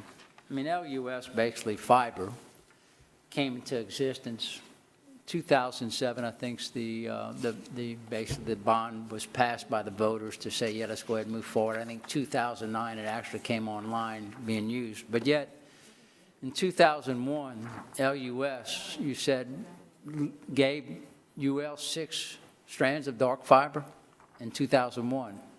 So obviously, LUS owned the dark fiber. Well, how did LUS Fiber come to acquire the dark fiber that LUS owned? Those 6 strands were included in the assets that were transferred to LUS Fiber or to that enterprise fund. So in LUS had 2007. ownership of the dark fiber at one time. Right. And LUS Fiber was given the dark fiber, I believe it was part of the asset transfer an asset transfer. in conjunction with the creation of LUS Fiber. They assumed specific assets and liabilities that they And then. yet, once they acquired it, they were charging LUS back leasing fees for that dark fiber at Correct. extreme amounts. Correct. Talk about milking a cow. Man. Now, Here, so. we had a gentleman in charge of both LUS and LUS Fiber. So part of his reasoning for some of the expenses we had, lift stations, et cetera, was that LUS, wastewater, and whatever departments requested the services. So being in charge of LUS utilities, Mr. Yuval basically requested the services. Then being in charge of LUS Fiber, he said, okay, we'll give you the services. So it's like, here we go. That's a fair assessment. Okay. And then at that point, the money started rolling in. Even for lift stations that weren't getting any services, we've been charged for them. Correct. Over the tangled web we weave. Mr. Tujak, thank you. I may have some more questions, but I'll relinquish the floor right now. Thank you. Thank you. Ms. Hebert. Thank you, sir. Appreciate it. I'm noticing in the list of people that you interviewed, you didn't interview Terry Hubal. No, I did not. Well, when we finished our report, we had listened to interviews conducted by LUS attorneys on behalf of the city attorney's office, including an interview with Mr. Hubal. Given the information that we had and the answers that he provided there, I didn't see the value in sharing what were going to be our findings or in sitting down and talking with him. You didn't see value in sitting down and talking with him, even though this whole report is about him? That, I guess there's 3 or 4 times in this report that I at least caught where you said you would come to think, or not assume, but you made references to things that he did or said that I felt would have been helpful in this report had he been interviewed, so you'd have confirmation, not we're assuming that this, or we believe that this may have happened. So I wish that would have been done. Can you give me a couple of those instances? We may I have can go other. back the last 2 hours and comb through this. I mean, I probably should have noted it, but there were 2 or 3 instances at least that perked my ears up. And I said, oh, wish you would have asked Terry. I'm sure there would have, whether you felt maybe he would mislead you or lie to you, I don't know. But it would have been nice to have known what Terry's answer was on that. But, I mean, I'm happy to flip through here again and see, or go back through this. And then, I guess moving forward, I mean, obviously, we have a lot of changes that we need to address through LUS, and especially like the rates and making them more consistent. I assume, is that being addressed, Lowell, or, I assume, yes? With Kayla? Is Kayla here? She's not, she is here? Okay, yeah, I have a question about that as far as the consistency in rates, because if they're saying that we don't have them written down, I'd like to get confirmation that, yes, we indeed now have them written down, and we're going to start following that. That way we don't continue to have this issue. And then while we're waiting on, she's coming on up. Kayla, did you hear my question, or do I need to ask it again? I heard, you asked what we're doing about the rate. Yeah. Okay. So is it specific to LUS rates that are mentioned in here? Yeah, there was I can go back to the page, but it showed how they were saying in the report that the rates were inconsistent. Excuse me, what is your position? Oh, yeah, go ahead. Sure, I'm sorry. Kayla Miles, Interim LUS Fiber Director. Yeah, on page 26, the different data they showed, and they mentioned that they each were inconsistent, whether library or LSU Telecom, and they said that it was never written down, that it was just passed on, passed on, passed on. Right. So I think, and y'all can correct me, so I think there's a couple different items here. So one, Yeah. sorry. Yeah. You sounded pretty clear, No, though. that's good. So one, I think they were looking for, and I'm saying I think because I wasn't a part of the investigation and I wasn't interviewed, and I do not know what was asked of anybody on the interviews and what was provided. So these are my assumptions.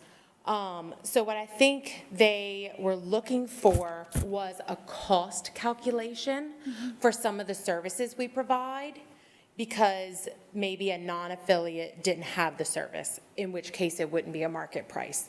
And so those cost calculations, my understanding is and I'll say, I have not uncovered any sort of historical backup documentation that we've been able to find that shows this was whether it was from a auditor, a CPA, or any kind of accountant looking at the costs that we incur to serve whatever the product is. So that was something that was addressed. And then with the the same service with different prices. So we do have affiliates and non-affiliates that get the same or similar services, and they are different prices. Those prices could be based on the length of a term of a contract, the year they entered it. So if they went under contract, in year X, and then 10 years later, a new department went under contract for the same service, those prices might be different. Right. So that could explain some of the inconsistent pricing.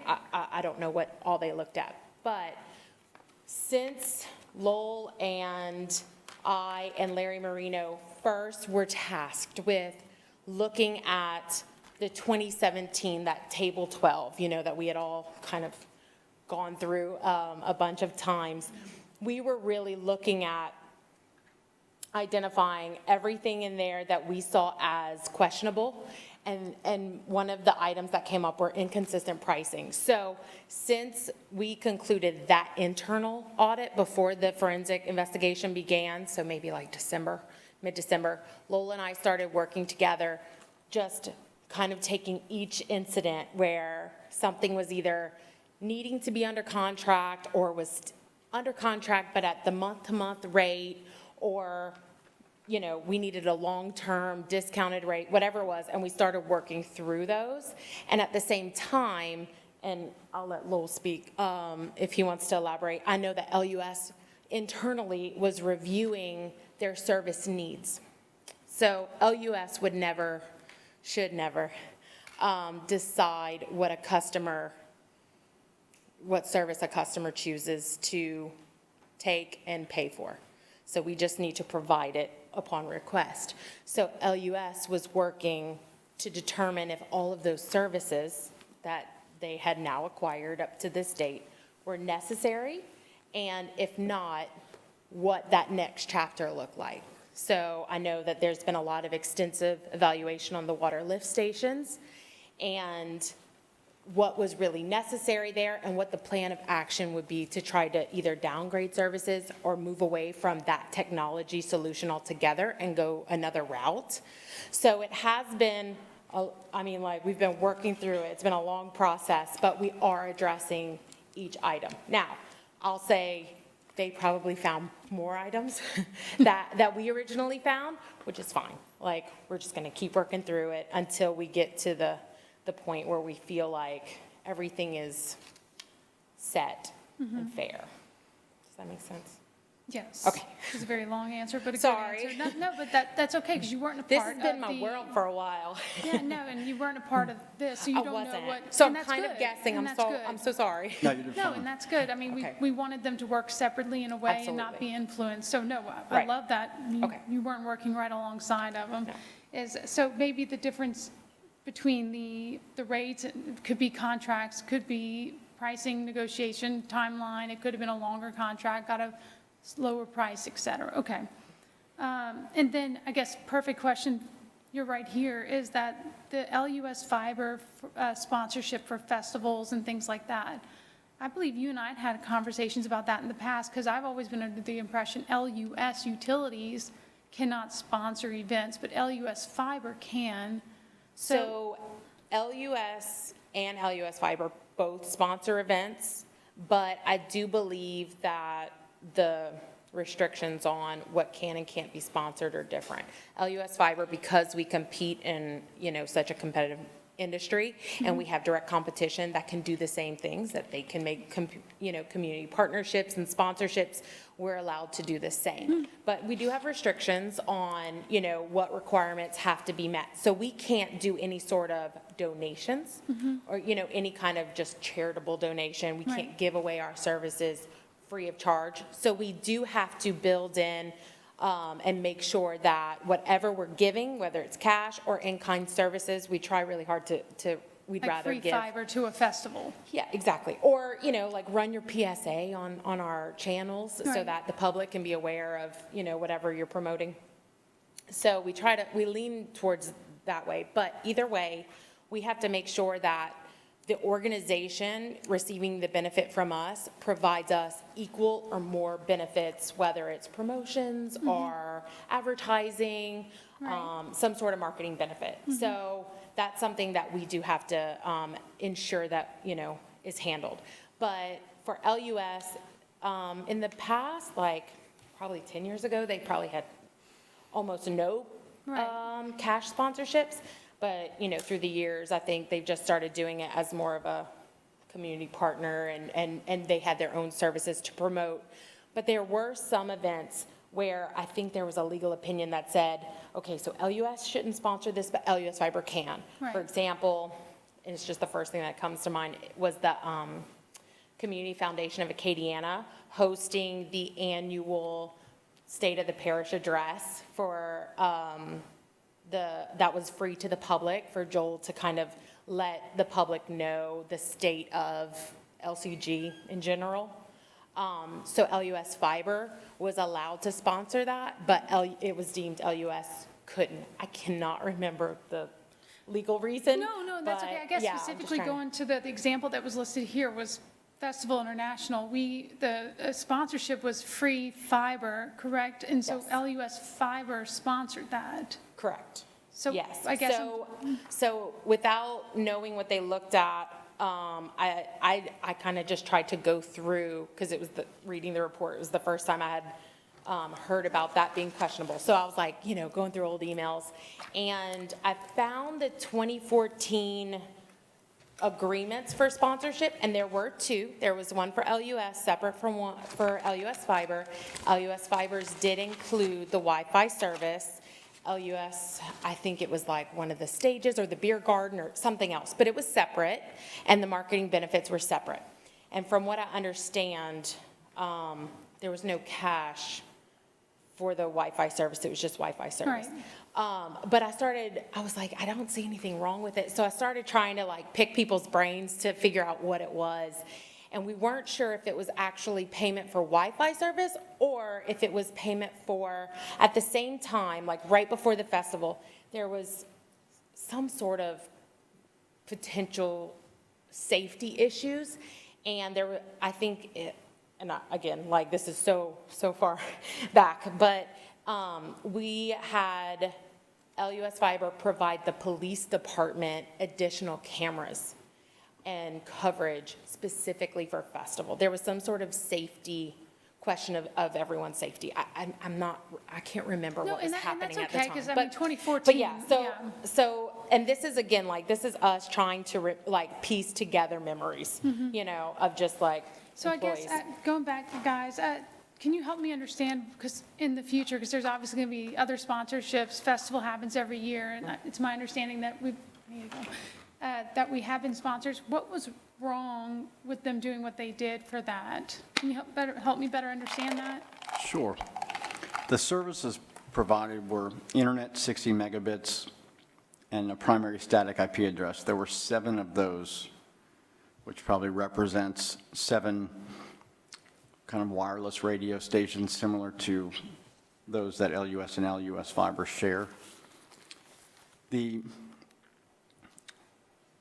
It appeared to us, based upon the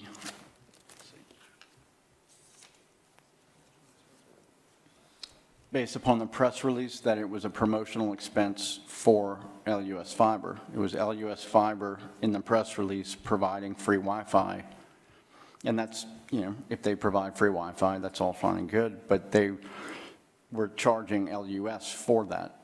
The revenue was billed to LUS marketing department as revenue, as an expense to LUS marketing and revenue to LUS Fiber, and that's what we said appeared to be a cross-subsidy. So LUS paid the bill for this? Paid fiber for the internet access for those 7 locations, and then it ran from April 2013 to November 2015. October 2015. What ran? I'm sorry. The services, the billings. So it wasn't just for the week of festival? Correct.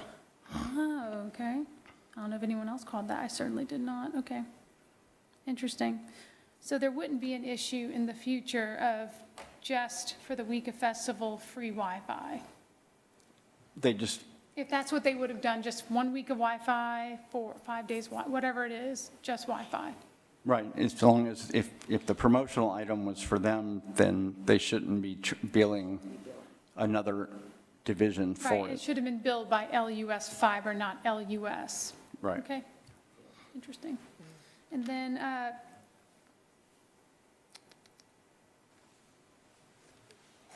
I didn't hear you mention in your introduction, but I think we're all kind of sitting down and getting ready. Is your expertise, part of why you were chosen the technology sector? Is that your expertise? No, I'm in charge of forensic and litigation services out of our Metairie office. Okay, so because this is Greek to me, and I've been on the council 4 years, and I know a lot of people at LUS. Who did you go to for expertise when it comes to bandwidth, data, that sort of thing? Who's your resource and who is your go-to? We used a lot of those items. I understood what they were. I used to be in IT. Oh. Not that I was, that into IT.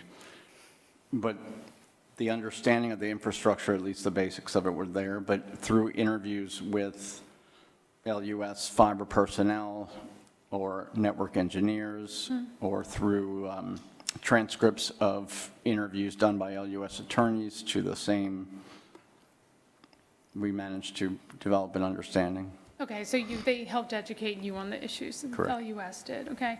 And then what, I guess my second to last question is the total dollar amount owed to LUS. I didn't see that in your final report. Do you believe that there's a dollar amount that should be owed back? I didn't put one in the report due to the fact that it's an awfully hard number to pin down. There were some services over time, like I mentioned, the cap banks, the initial connectivity of those was, according to LUS operations managers or electric operations, those were a useful service. The service upgrades, maybe not so much, but the initial connectivity was. So given that it wasn't just 2013 and 2014, those, one fell swoop, those service upgrades, but services were added on over time as well. And so defining an exact number that we as forensic investigators could pinpoint and say this is exactly what was owed because we determined that all of these services are unnecessary would be rather difficult without outside experts and measurements of bandwidth, which is why there isn't one sum final cost that you can add everything up and arrive at. You can add up specific items such as POMs, such as the lift stations, because those determinations were made and the number that were actually monitored at certain given points in time are known. So it's a matter of, adding and subtracting.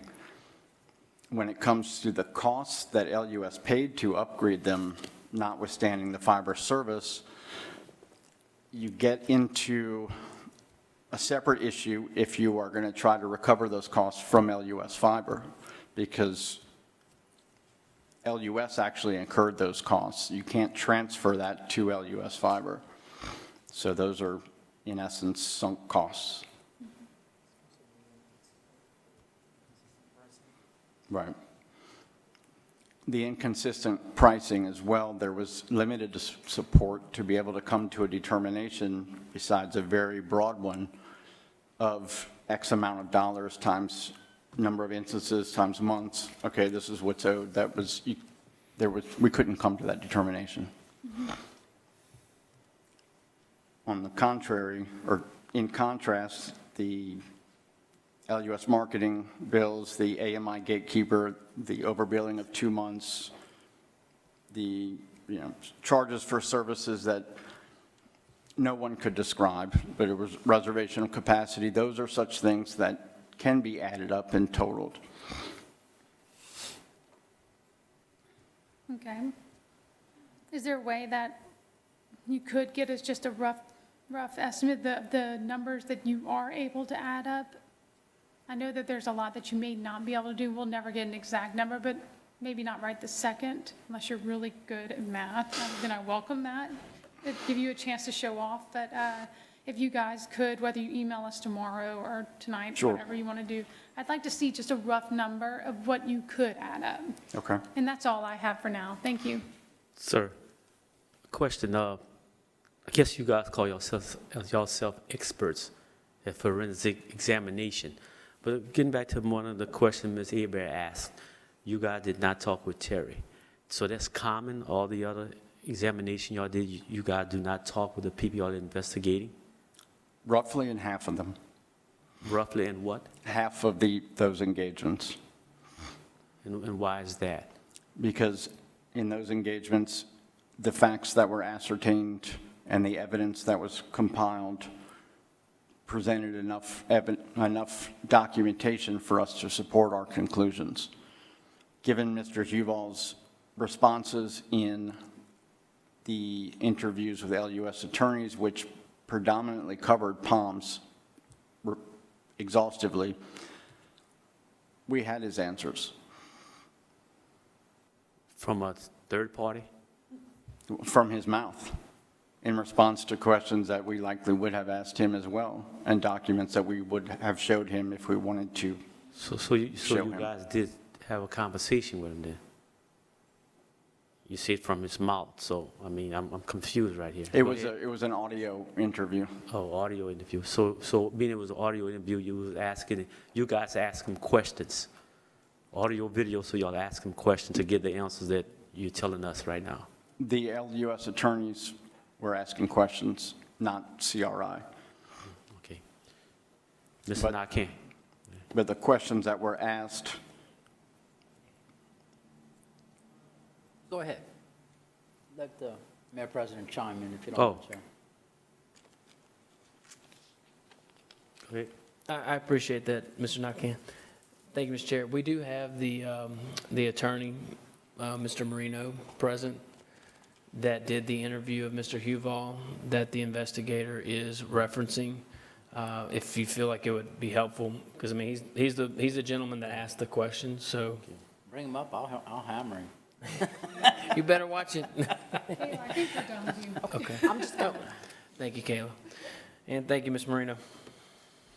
It's almost good morning. Yeah. Almost. We're almost there. Mr. Marino, thank you. And Mr. Tujak, obviously, you had questions from Mr. Uval, and obviously, they had the same questions. So in reporting, there was no duplication. You didn't need to interview Mr. Uval because your questions are already answered, obviously. Any other information that's provided to us through you was by hard copy emails, things along that line. So there was no third-party information brought to us at this time. Am I correct in saying that? I'm not aware of any. And there's no hearsay evidence, is what I'm saying. This wasn't just innuendo. This was hard copy emails or audio tape recordings. That's correct. There's a 3-hour interview. So I can on tape. understand why at this point you didn't necessarily need to question Mr. Uval on things you already knew, on things that he commented on. So I can understand the point behind all that. Second thing was, I guess that clarifies that. Did that clarify for you? Okay. Thank you, sir. That's all I need for you right now. Thank you. Appreciate it. You alluded more than once that Burton Colder, the local auditors here that review all the basically the findings of LUS and LUS Fiber and their progress reports and how they're doing, that basically he, everything he went by was on information provided to him and things told to him by Mr. Uval. So if there was any misrepresentation, these guys basically didn't know they were getting bad numbers, essentially. Is that correct in saying a statement like that?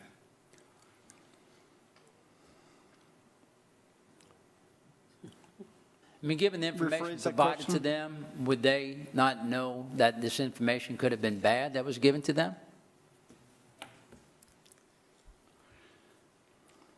the information on its face that was provided Like on Palms, for instance? posed some contradictions, and there were facts evident on those documents and in the email that should have posed further questions. Okay. But obviously, some things were, and I hate to use the word doctored over, but is that a good comment, a perfect statement to say that things were kind of covered over to cover up those inconsistencies? To an extent, they were. There was misrepresentations as to the benefits and what Palms would cover to make it appear that it would cover the same 3,574 taps that a comparative solution estimated by LUS Fiber 189. would. Yeah, exactly. I mean, that's just something in there that's fishy. So somebody had to basically play with those numbers.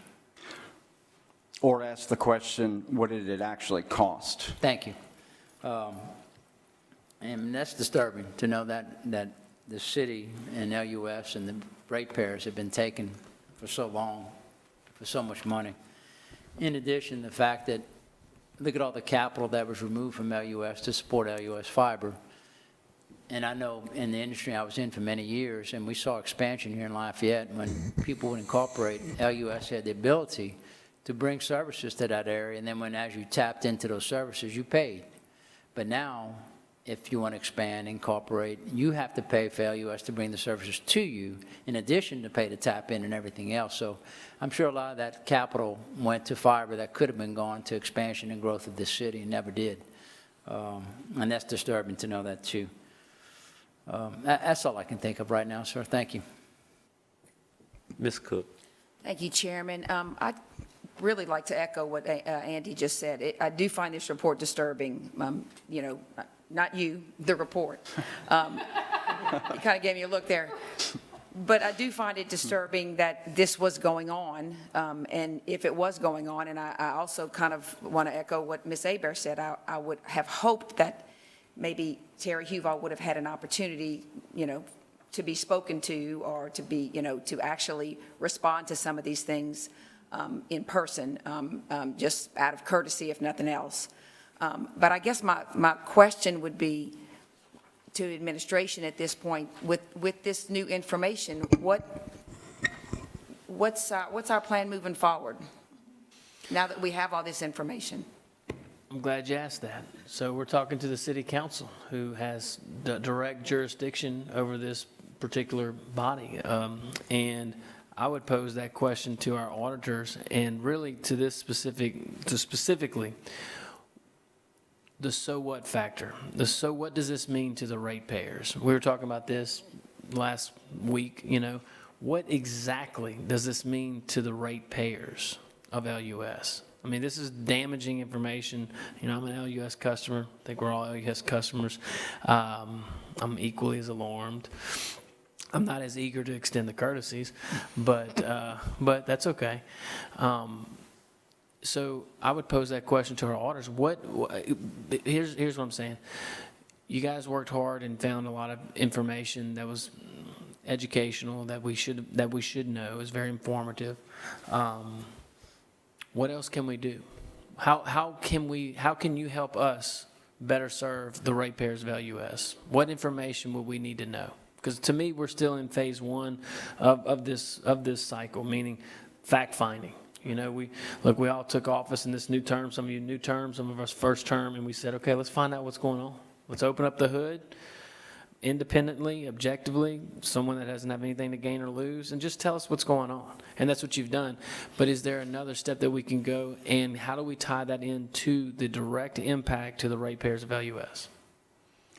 The direct impact would be that the costs that were absorbed by LUS were passed down through monthly bills. They were passed down to ratepayers.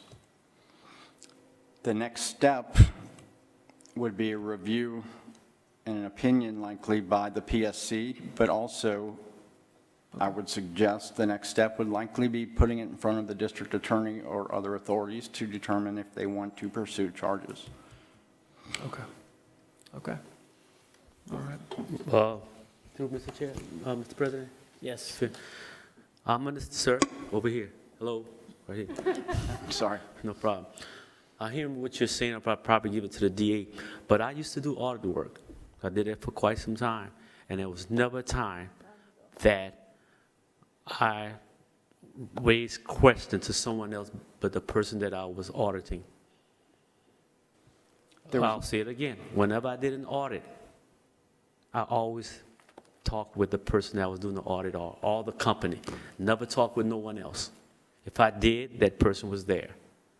So I appreciate it. I mean, I would think that if you guys are thinking about, I'm not saying you're talking about person in charge, but when you say to the DA, at least have a conversation with Mr. Uball. Again, I have a lot of experience doing audit work, and that's not different from what you guys are doing. Mr. Lazar. I wouldn't object to that. Good evening. Morning, whatever. I'd like to piggyback on on page 29, where you talk about the emails.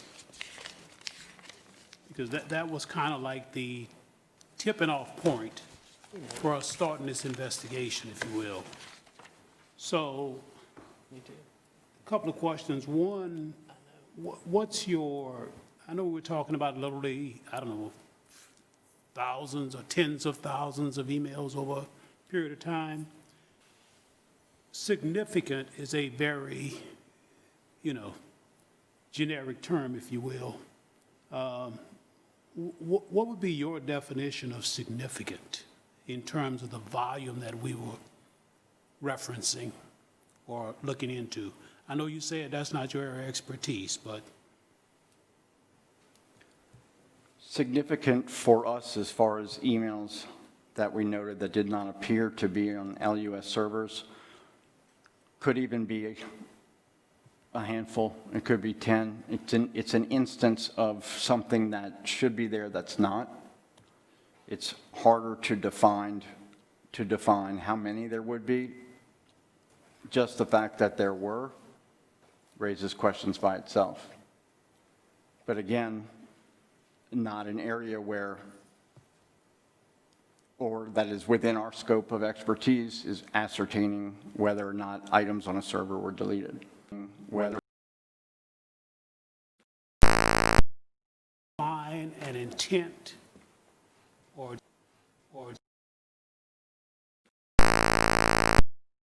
intentionally delete emails or attempt to hide them in some way?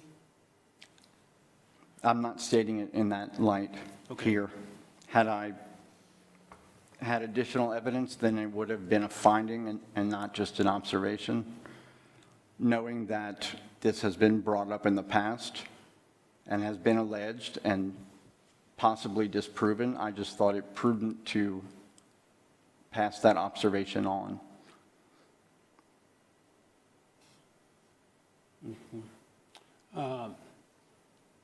Following up on a comment or a question that one of my colleagues inquired about, and that is our auditors. We refer to them in the report as KCSC, right? On at least 3 occasions in the report, I noticed where you imply that they should have exercised a little bit more due diligence, if you will. Can you kind of, and especially on page 29, where you talk about the palms.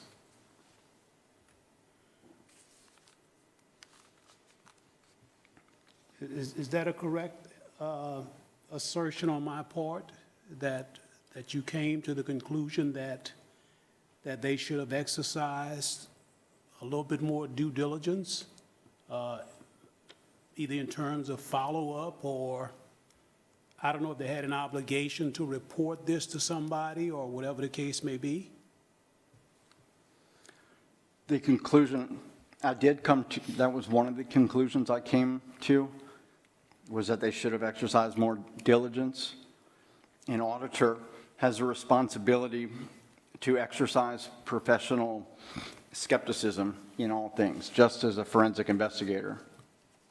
And just to point out the differences, or there is a difference between an audit and a forensic investigation. When we go in and look at something, well, let me give you the contrary side first. An auditor goes in with a set of procedures, specific objectives, sampling numbers, et cetera. Their approach is governed by a set of regulations and procedures and standards that is different than a forensic consultant's approach, which has its own standards. When we go in the beginning, our approach is predicated, meaning there was something, an allegation, which would convince a reasonable person that fill in the blank has occurred, whether that's a crime or misappropriation, a violation of a rule, what have you. We pursue our investigation down whatever channels or paths we deem appropriate. And as we uncover things, we go in different directions, which is very contrary to an audit, which has a defined set of documents, samples, items that they look at. So in some cases, we exhaustively pursue said items or looking for specific things that we have come across, whereas we may not look at other things because we determine that those are irrelevant or immaterial or don't pertain to the scope of our investigation, which was affiliate transactions. The referencing that, or stating that the auditor should have done more due diligence was one of the items that we definitely put in here. That is absolutely a conclusion. That is not the only conclusion. The auditors, in the interviews I had with them, expressed a not very good understanding of the FCA and the rules, and when they were required to, or when LUS Fiber was required to do full cost accounting methodology to arrive at a price to charge affiliate for services that were not charged to non-affiliates. That in questions between myself and the two gentlemen at that firm, that was readily apparent. So it was more than just a due diligence asking for additional work papers. You know, yes, Mr. Huval misrepresented the benefits that Palms provided. And yes, he let it imply that it did things that, and didn't correct their understanding of what it did. But at the same time, in several cases, professional skepticism was not applied, and the overall rule or requirements of the FCA, which is what they were attesting to, was not followed. Thank you. Mr. Mayor, President? Oh, sorry, not finished? No, I'm not. You also make the, you also came to the same conclusion about legal counsel, right? In, I think, 2 occasions as well. Trying to find a specific page. Where there was an exchange of email between someone that I assume was legal counsel at LCG at the time, and Terry Huval. Do you know which page? I'm trying to find this, well, there was an exchange of emails, I'm trying to find the page. Yeah, trying to find the page, yeah. Mr. Dawson wasn't an attorney, he was a Wasn't an attorney? consultant. No, on page 21, Jim Baller, on page 21. Email chain between Jim Baller and Hugh Ball on June 23rd and 24th, 2014. On page 21. Okay. Can you kind of, did you come to a conclusion as to whether or not Mr. Baller, trying to find the right words, I don't want to accuse anybody of anything. Right. But you see what I'm getting Yes. at, though? No, I did not come to a conclusion on that conversation. I was including it more as background. It was a conversation after the Titch report, and it was one where I said that, you know, there were concerns on how these new services were going to look and how that was going to play out. But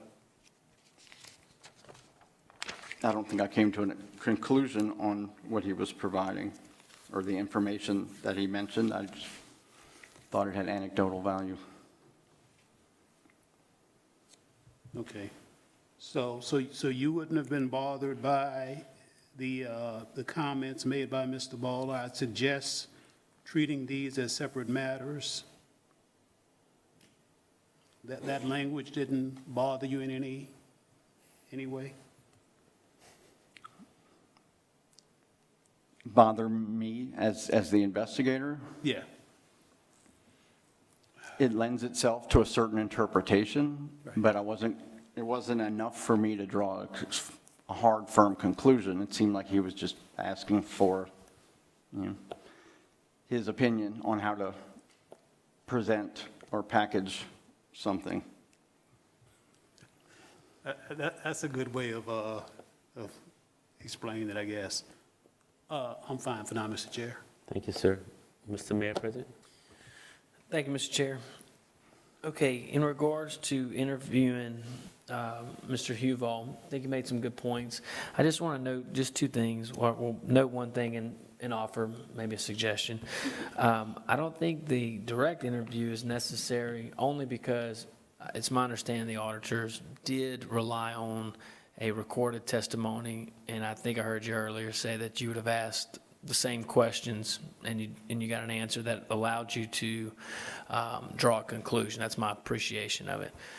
However, I have no objection at all. As a matter of fact, I'm going to formally ask here on the record, the council, if you feel like it would be beneficial for the auditors to interview Mr. Terry Huval, knowing they can't force him to. But I would support that. I mean, we're all here to get information and get facts. So I would ask, now he did fulfill his contract, so I would ask you, and I am formally asking you to go ahead and appropriate the necessary funding to pay for their services to conduct that additional interview, if you feel like it would be necessary. I would support that. Well, Mr. Andy, I'm sorry, Mayor Andy had the floor. And again, I did, look, it's a suggestion. I don't Sure. believe you should come to anybody with a Right. problem without a recommended solution, Oh, so okay, and I defer to your guidance. Okay, Andy, okay, so Ms. Abear has the floor first. You want to respond? Somebody? No.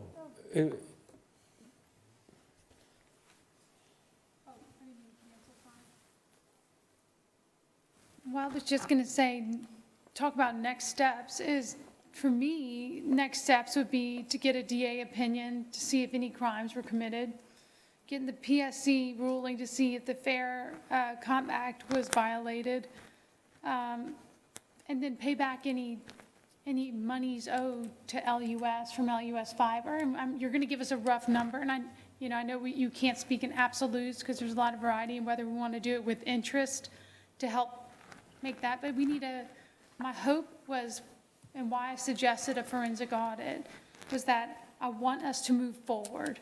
And I want us to learn from our mistakes, the past, and make sure we're righting wrongs and not creating these mistakes and putting things in place that prevent things from like this happening again, fixing things, putting pricing in place. So we can move forward, so we can get a director, so we can move on and start fresh. So I'd like to make an official appeal to get a DA ruling, PSC, and then find out roughly about how much is owed, the best estimate we can come up with, and pay that back. So that way we can start clean slate. So that was just something I wanted to put for the official record. If there's something I can do, I'm happy to help move that along.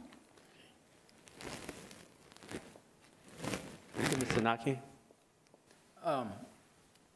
Just kind of commenting on the audit side, and I think everybody needs to understand, to put it in layman's terms, and a typical audit is when businessmen get together and they go over the books and they get the pluses and minuses to establish how well the company's doing based on information given to them. What you guys did was basically found the paper trail of where the money came from and where it went. I don't know if I cut myself off or not, but that's basically what y'all did. Y'all not looking to see here how well the company's doing. You're following the money. And y'all did a very good job of that. Thank you. And Mr. Huval's records are in his books. I mean, it's laid out black and white in the audio tapes, in the emails. I personally don't see any reason to further interview him, because, I mean, he's had his days in there, 20 years' worth of work, and you have a very good record of it, obviously. I see no point in bringing forth an interview, but I agree with Ms. Hebert to move forward with what's our next step moving forward. Because if to interview Mr. Huval, we'll be moving backwards, you know. Thank you. And one thing I would add, if the DA, before they would, file any charges, the first thing they're going to do is probably interview Mr. Huval and look through, everything we have. Okay, well, then it sounds like it's going to get done. Okay. Mr. Lazar? Yeah, I mean, I think that sums it up. I was just going to say, at this particular point, it would be fruitless to interview Terry,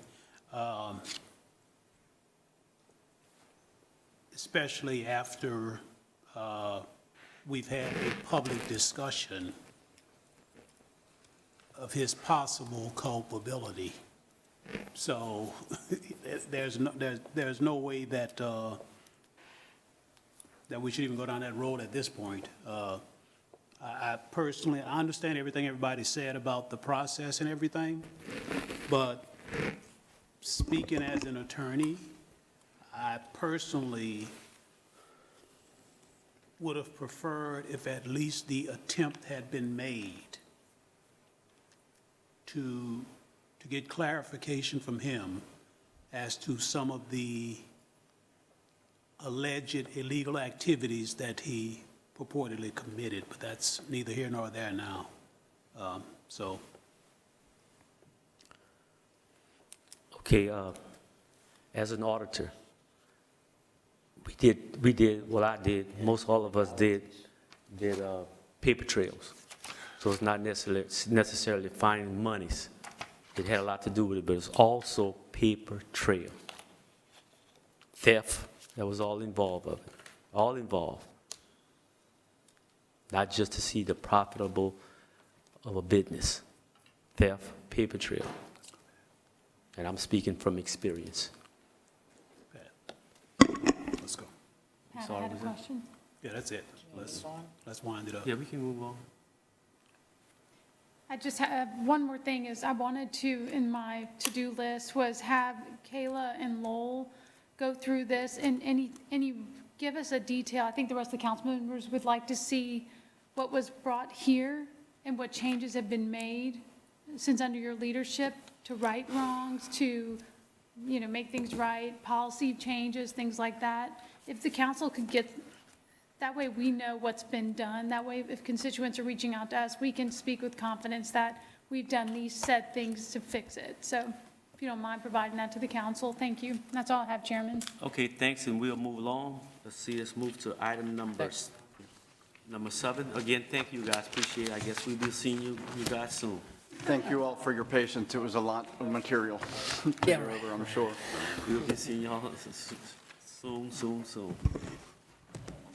Okay, Jeremy, can you read item number 7, please?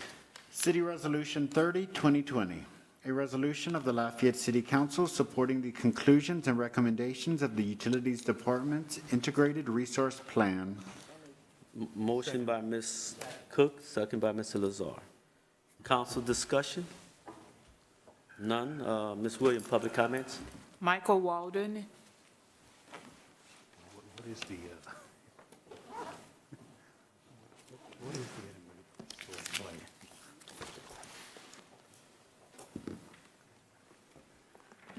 In the free songs? Thank you. It's been a long night. I'm Michael Walden, resident of City Council District 4. Many of us here in Lafayette have been interested in the LUS electrical planning for a lot of years. Dates back at least to before 2012. I want to point out to you that now you're talking about real money. Over 20 years, you're going to have your decisions, and what you're being asked to support is going to affect a couple of $2 billion of expenditures. That is huge. And so I want to make sure, and I want you to make sure, that you really take this as seriously as it needs to be. You are the board that makes the decisions for LUS. Now, the new process that we have for the IRP, I really like the fact that it's been presented in public, and that that our public comments have been taken. Unfortunately, our public comments were not posted to the internet website where the IRP was shown, and the answers to the comments really don't answer a lot of the comments. So the first thing I want to ask you tonight is, before you vote on this, ask LUS to give you the public comments and read the public comments that were made about the IRP before you agree to accept it and to support it. You're talking about a couple of $2 billion that are going to be affected by this, and I think you should see what the public said about it. This was a very complex model. There are many assumptions and a lot of parameters that are selected to go into it. I'll just talk about a couple of them. A couple of weeks ago, I mentioned the discount rate to you. The discount rate is a very important parameter. Many municipalities use a discount rate of 0. Now, the discount rate is the way that you take a future cost and turn it into a present value. And you do that by multiplying it by a number that's less than 1, so it gets smaller. So when I pay $100 for fuel in 20 years, I may only call that 29 cents when I make the calculation. For corporations, this makes a lot of sense. For municipalities, Lafayette's still got to be there in 30 years, in 20 years. A corporation, as long as their present value is good, what does it matter if they're there in 20 years or not? But a city is different, and using a high discount rate for a city will distort things and distort the future. It makes borrowing money seem like it's almost free because you get to cut down the cost of the repayment.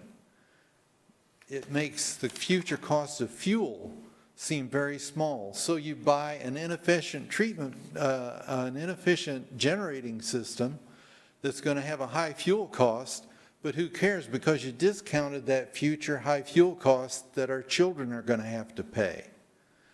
High discount rates are a problem. Now, in some IRPs, they will run different scenarios with 0%, 2%, 4% discount rate. Our IRP only ran it with 4%. Our IRP also assumes that there's going to be a growth in load as the base condition. Over the country, loads are going down. We're getting more efficient with our electrical use. So the assumption that somehow our loads are going to grow and that we should spend money now, spend our capital money, spend our ratepayers' money to buy more generating capacity for a load that may very well not be there in 10 years, that's not what I think is a good idea. So what I'm asking you is that you accept the report, but don't say that you support the conclusions and the recommendations in the support, and set up a citizens committee who are technically competent citizens who can help you to review these kind of technical decisions that are made by LUS Electric and the rest of LUS. Thank you. No other speakers.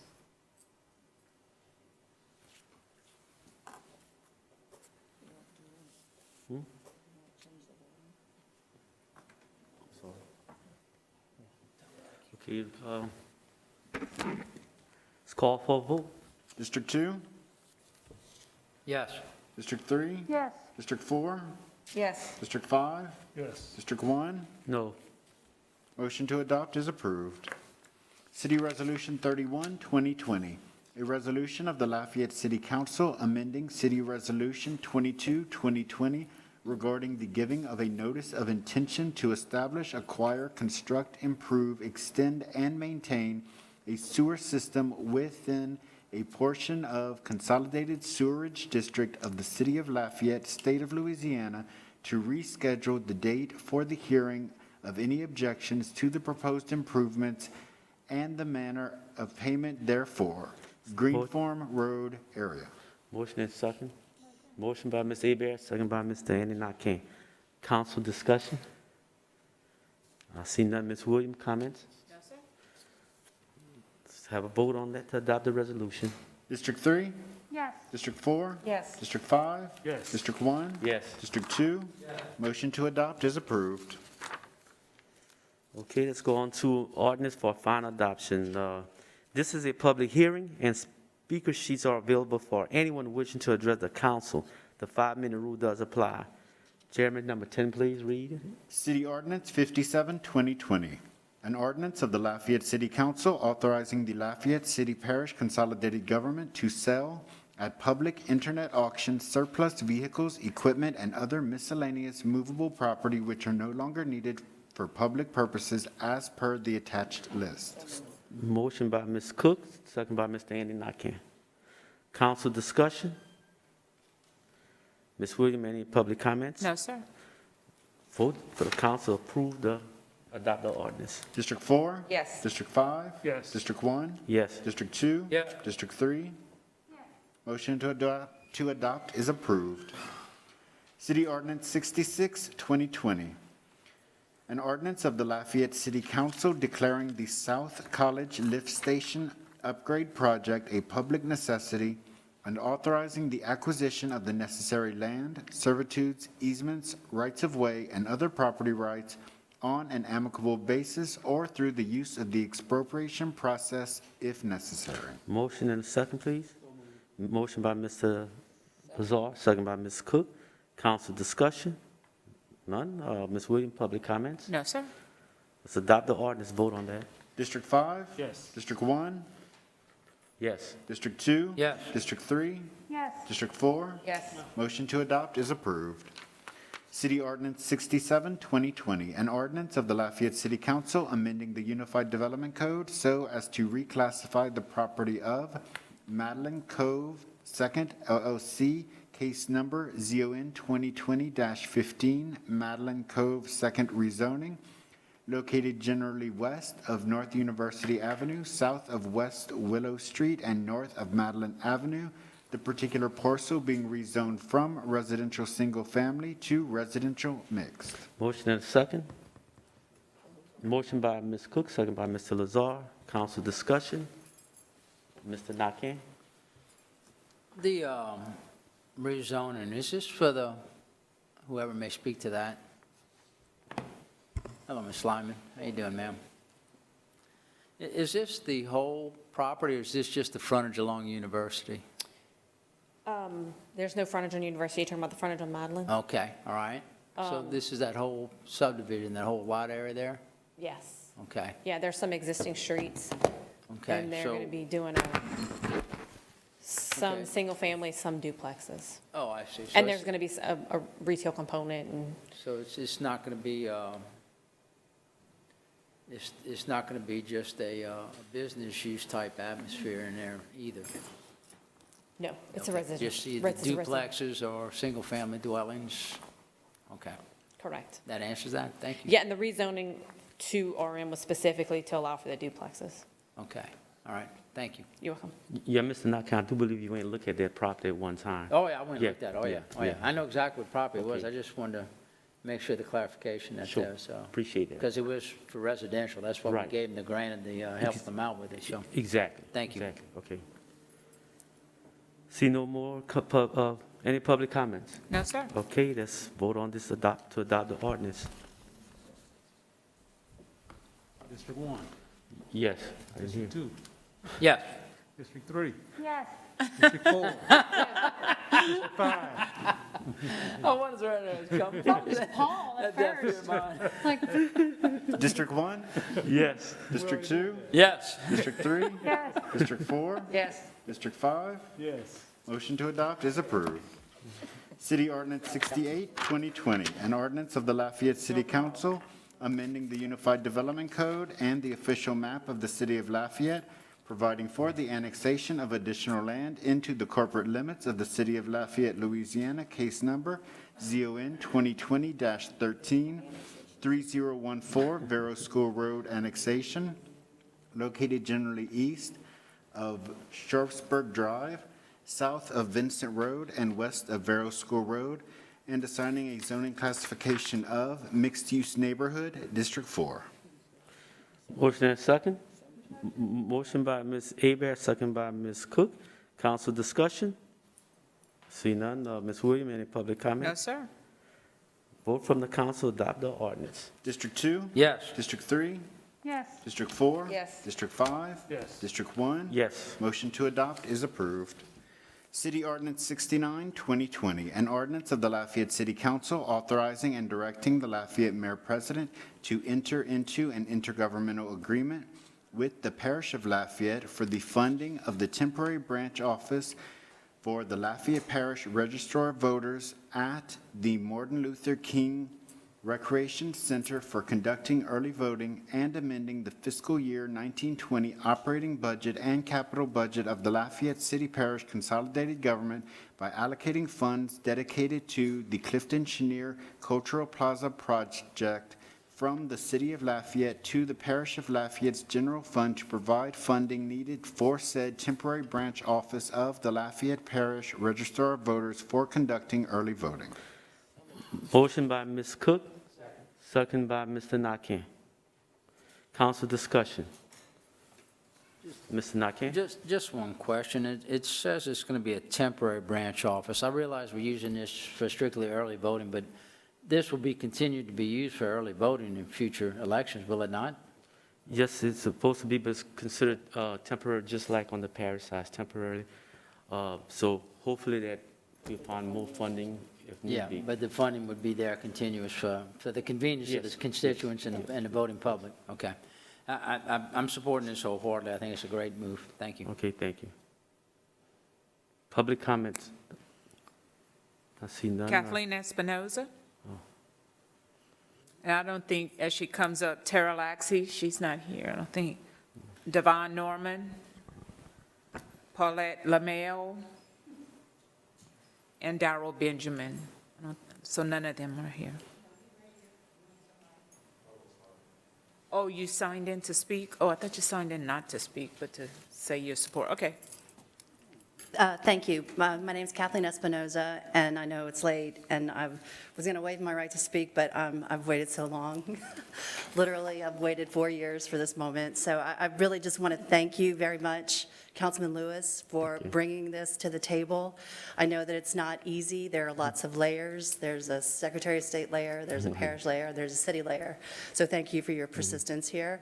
I also want to thank Councilwomen Abear and Cook. I know that we've been sitting at this table for a while, so I appreciate your support here. I'm assuming we have your support. So, and then I want to thank Mayor President Guillory also. I know you sat down with us earlier this year and listened to the league's concerns about this issue. And one last thing, I have to mention a league member who really originally championed this back in 2016. She noticed a problem when she went to early vote. Thedis Cusimano, who's no longer with us, but who has long been a champion, an advocate for expanding access to the ballot. So thank you. Thank you. Carlos Harvin.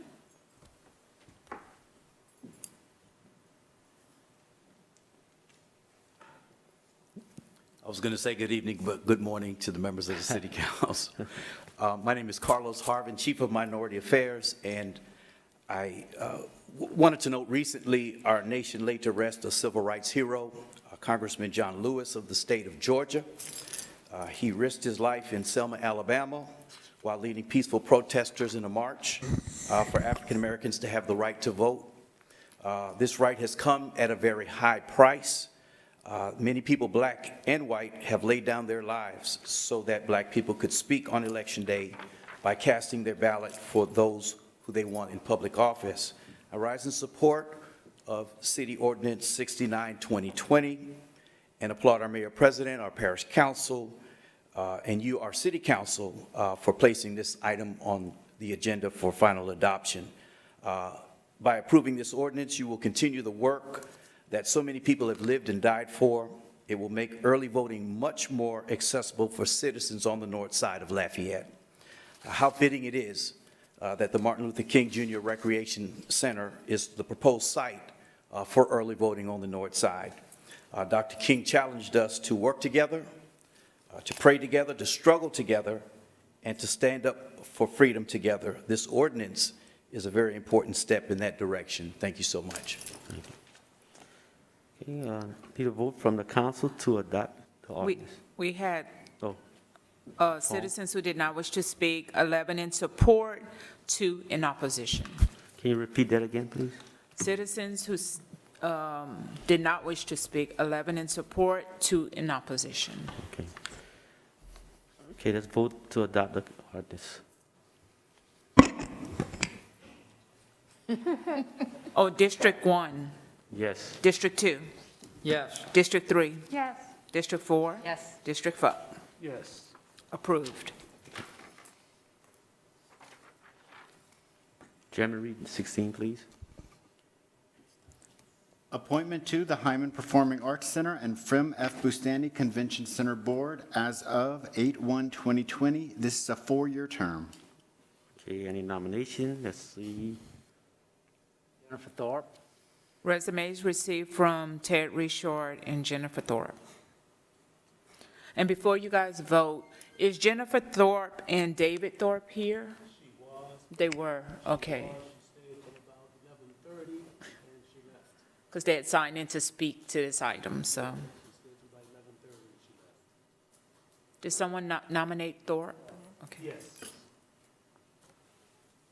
Ms. Lazar. Oh, no, I had pressed to nominate, to do the nomination, so that's all it was. So who, are you nominating anyone? Jennifer Thorpe, and they had already done it, so that takes, Oh, okay. on the Good same deal. page, that's why. All right. Okay, council discussion. Ms. Wood, any public comment? No, sir. Let's call for the vote. District 4? District 5? Thorpe. District 1? Thorpe. District 2? District 3? Thorpe is appointed. Okay, introductory ordinance. Need a motion and second to introduce in, huh? Oh, B 1721. Motion by Ms. Hebert, second by Mr. Nakane. Jeremy, please read. City Ordinance 71, 2020, an ordinance of the Lafayette City Council amending the fiscal year 1920 operating budget of the Lafayette City Parish Consolidated Government to adjust amounts for administrative and general costs to actual. City Ordinance 72, 2020, an ordinance of the Lafayette City Council authorizing the Lafayette Mayor President to enter into a contract for alarm program administration with PMAM Corporation. City Ordinance 73, 2020, an ordinance of the Lafayette City Council confirming the final form and execution of the bond purchase agreement in connection with the issuance and sale of X amount of taxable limited tax refunding bonds, Series 2020 of the City of Lafayette, State of Louisiana, and providing for other matters in connection therewith. City Ordinance 74, 2020, an ordinance of the Lafayette City Council providing for the issuance and sale of public improvement sales tax refunding bonds, Series 2020, taxable public improvement sales tax refunding bonds, Series 2020A, and public improvement sales tax bonds, Series 2020B, of the City of Lafayette, State of Louisiana, prescribing the form of said bonds, providing for fixing the maturities of and interest rates on said bonds, providing for the payment of said bonds, and the application of the proceeds thereof to the refunding of certain bonds of the city, providing for the sale of said bonds to the purchasers thereof, and providing for other matters in connection therewith. City Ordinance 75, 2020.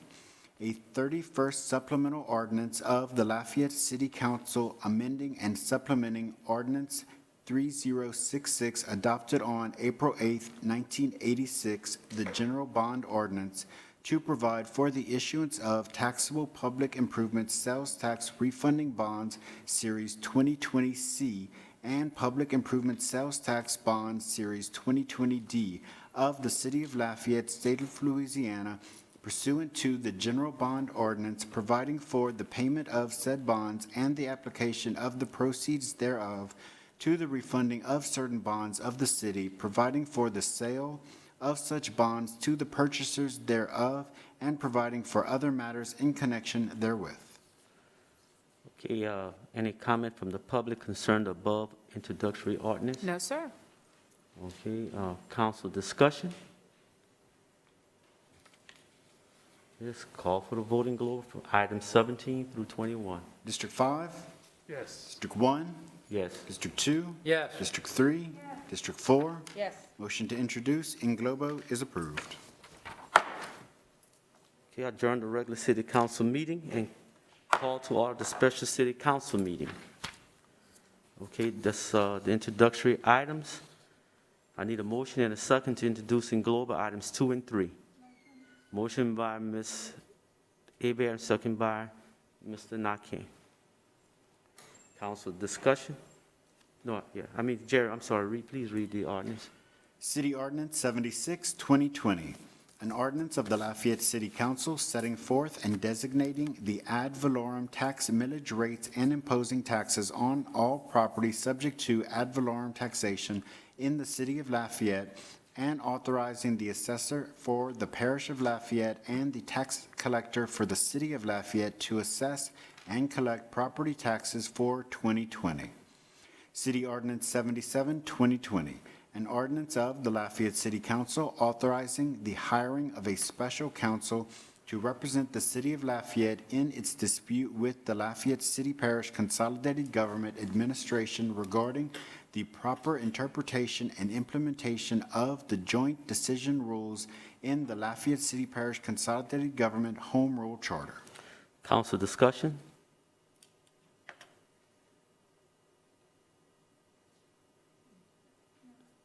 No. Public comment? Public comments?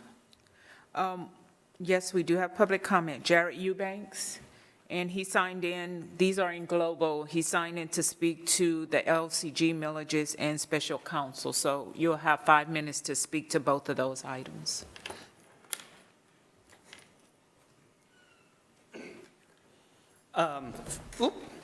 Good morning. 5 minutes is plenty. I know we're all tired. I definitely am, so I don't want to talk very long anyway.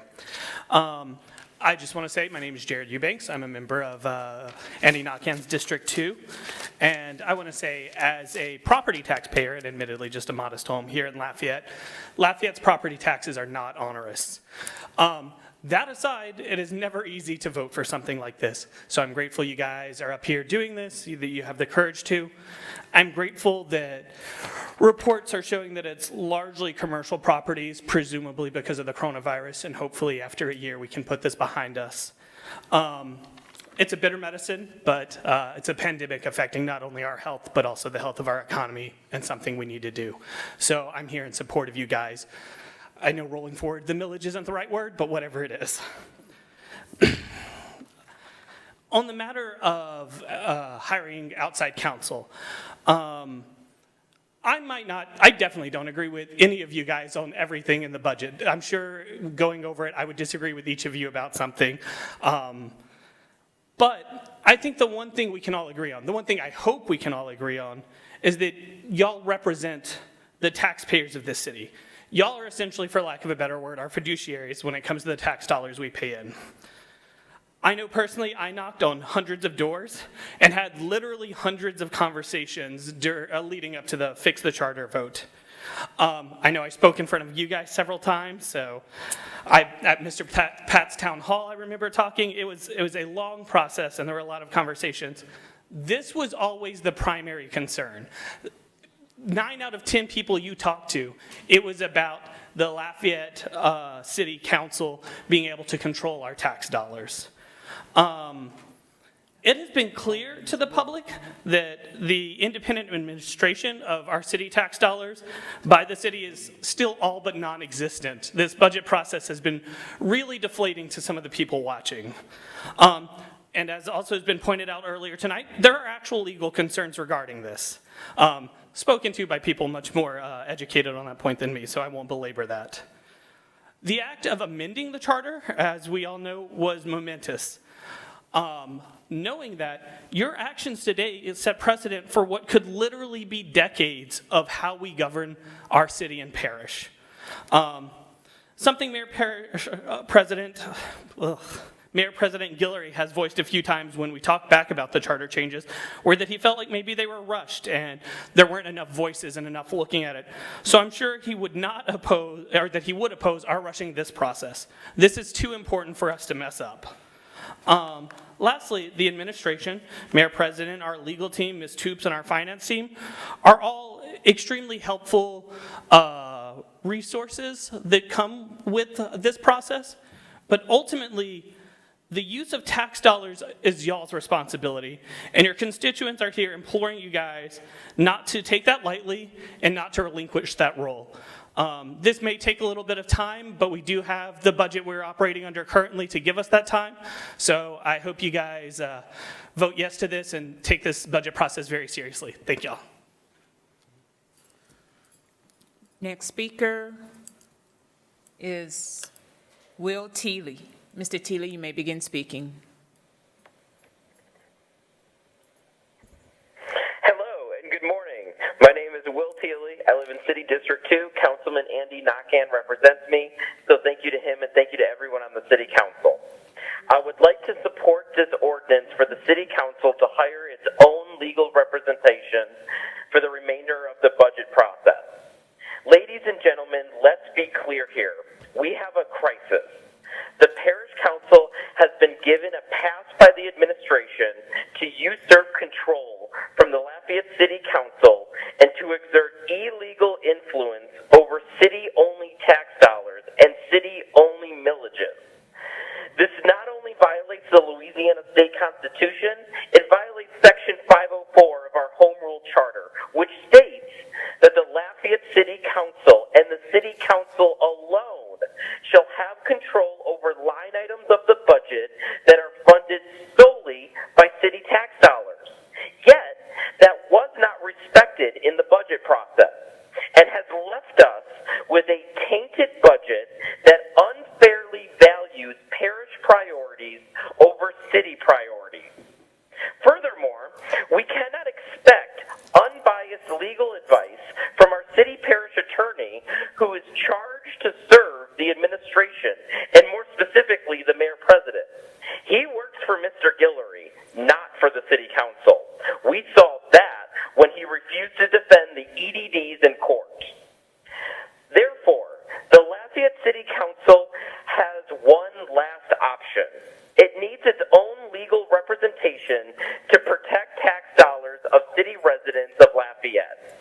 You know, I've watched this whole budget process play out, and it's not till now, it's tonight, where I actually feel like the City Council of Lafayette is acting like the City Council of Lafayette and is protecting and fighting for my city tax dollars and my city priorities. With this ordinance, I finally feel like the nonstop council meetings I've been calling into, one after another, to voice my overwhelming concerns about the budget, are finally starting to have some impact. Mr. Guillory and the parish council like to speak about this one parish sentiment. This shouldn't be a city versus the parish issue. But it's really easy to say things like that when you're the aggressor. It's easy to say things like that when you're the one who is being unfair. Ask the victims, the Lafayette City citizens who have spoken out nonstop, meeting after meeting, town hall after town hall, how they feel about a one parish sentiment. City Council, let me be clear. Do not sign off on any budget, even if November 1st comes and goes. The moment you vote in favor of a budget, Mr. Guillory can line item veto all the things you care about, and then make an argument that both the city council and the parish council needs to override his veto, even on city-only issues. Do not, in any situation, sign off on a budget until you have a court ruling obtained by your newly hired legal counsel that Section 504 of the Home Rule Charter stands, and that you, and only you, the Lafayette City Council, can respond to a mayoral veto on a city-only issue. Some people may say that this sounds bad, hiring legal legal representation is a waste of tax dollars. But I argue that this is critical. This is the first year of the budget process under this newly formed government, and however this plays out will be precedent for years to come. Not standing up for the city of Lafayette now will open the door for parish councils to exert unfair control going forward for years to come. I call on every city councilman and councilwoman to vote in favor of this ordinance. This ordinance isn't political. It's not liberal or conservative or Republican or Democrat. It's the city of Lafayette controlling city of Lafayette tax dollars, and that's an American ideal. So please, council members, vote in favor of this. And to my councilman, Mr. Nakan, I ask, as my city councilman, will you vote to represent me, your city constituent, and will you vote to protect my city tax dollars that I worked so hard for? Thank you, and have a good night. Thank you.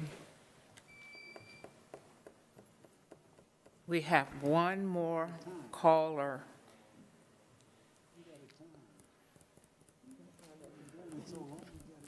You calling Jake from State Farm? I feel like Jake from State Farm. Jake from Farm. State Farm. What are you wearing? Yeah. What you wearing? Can they call and ask you that? Can you tell them what you're wearing?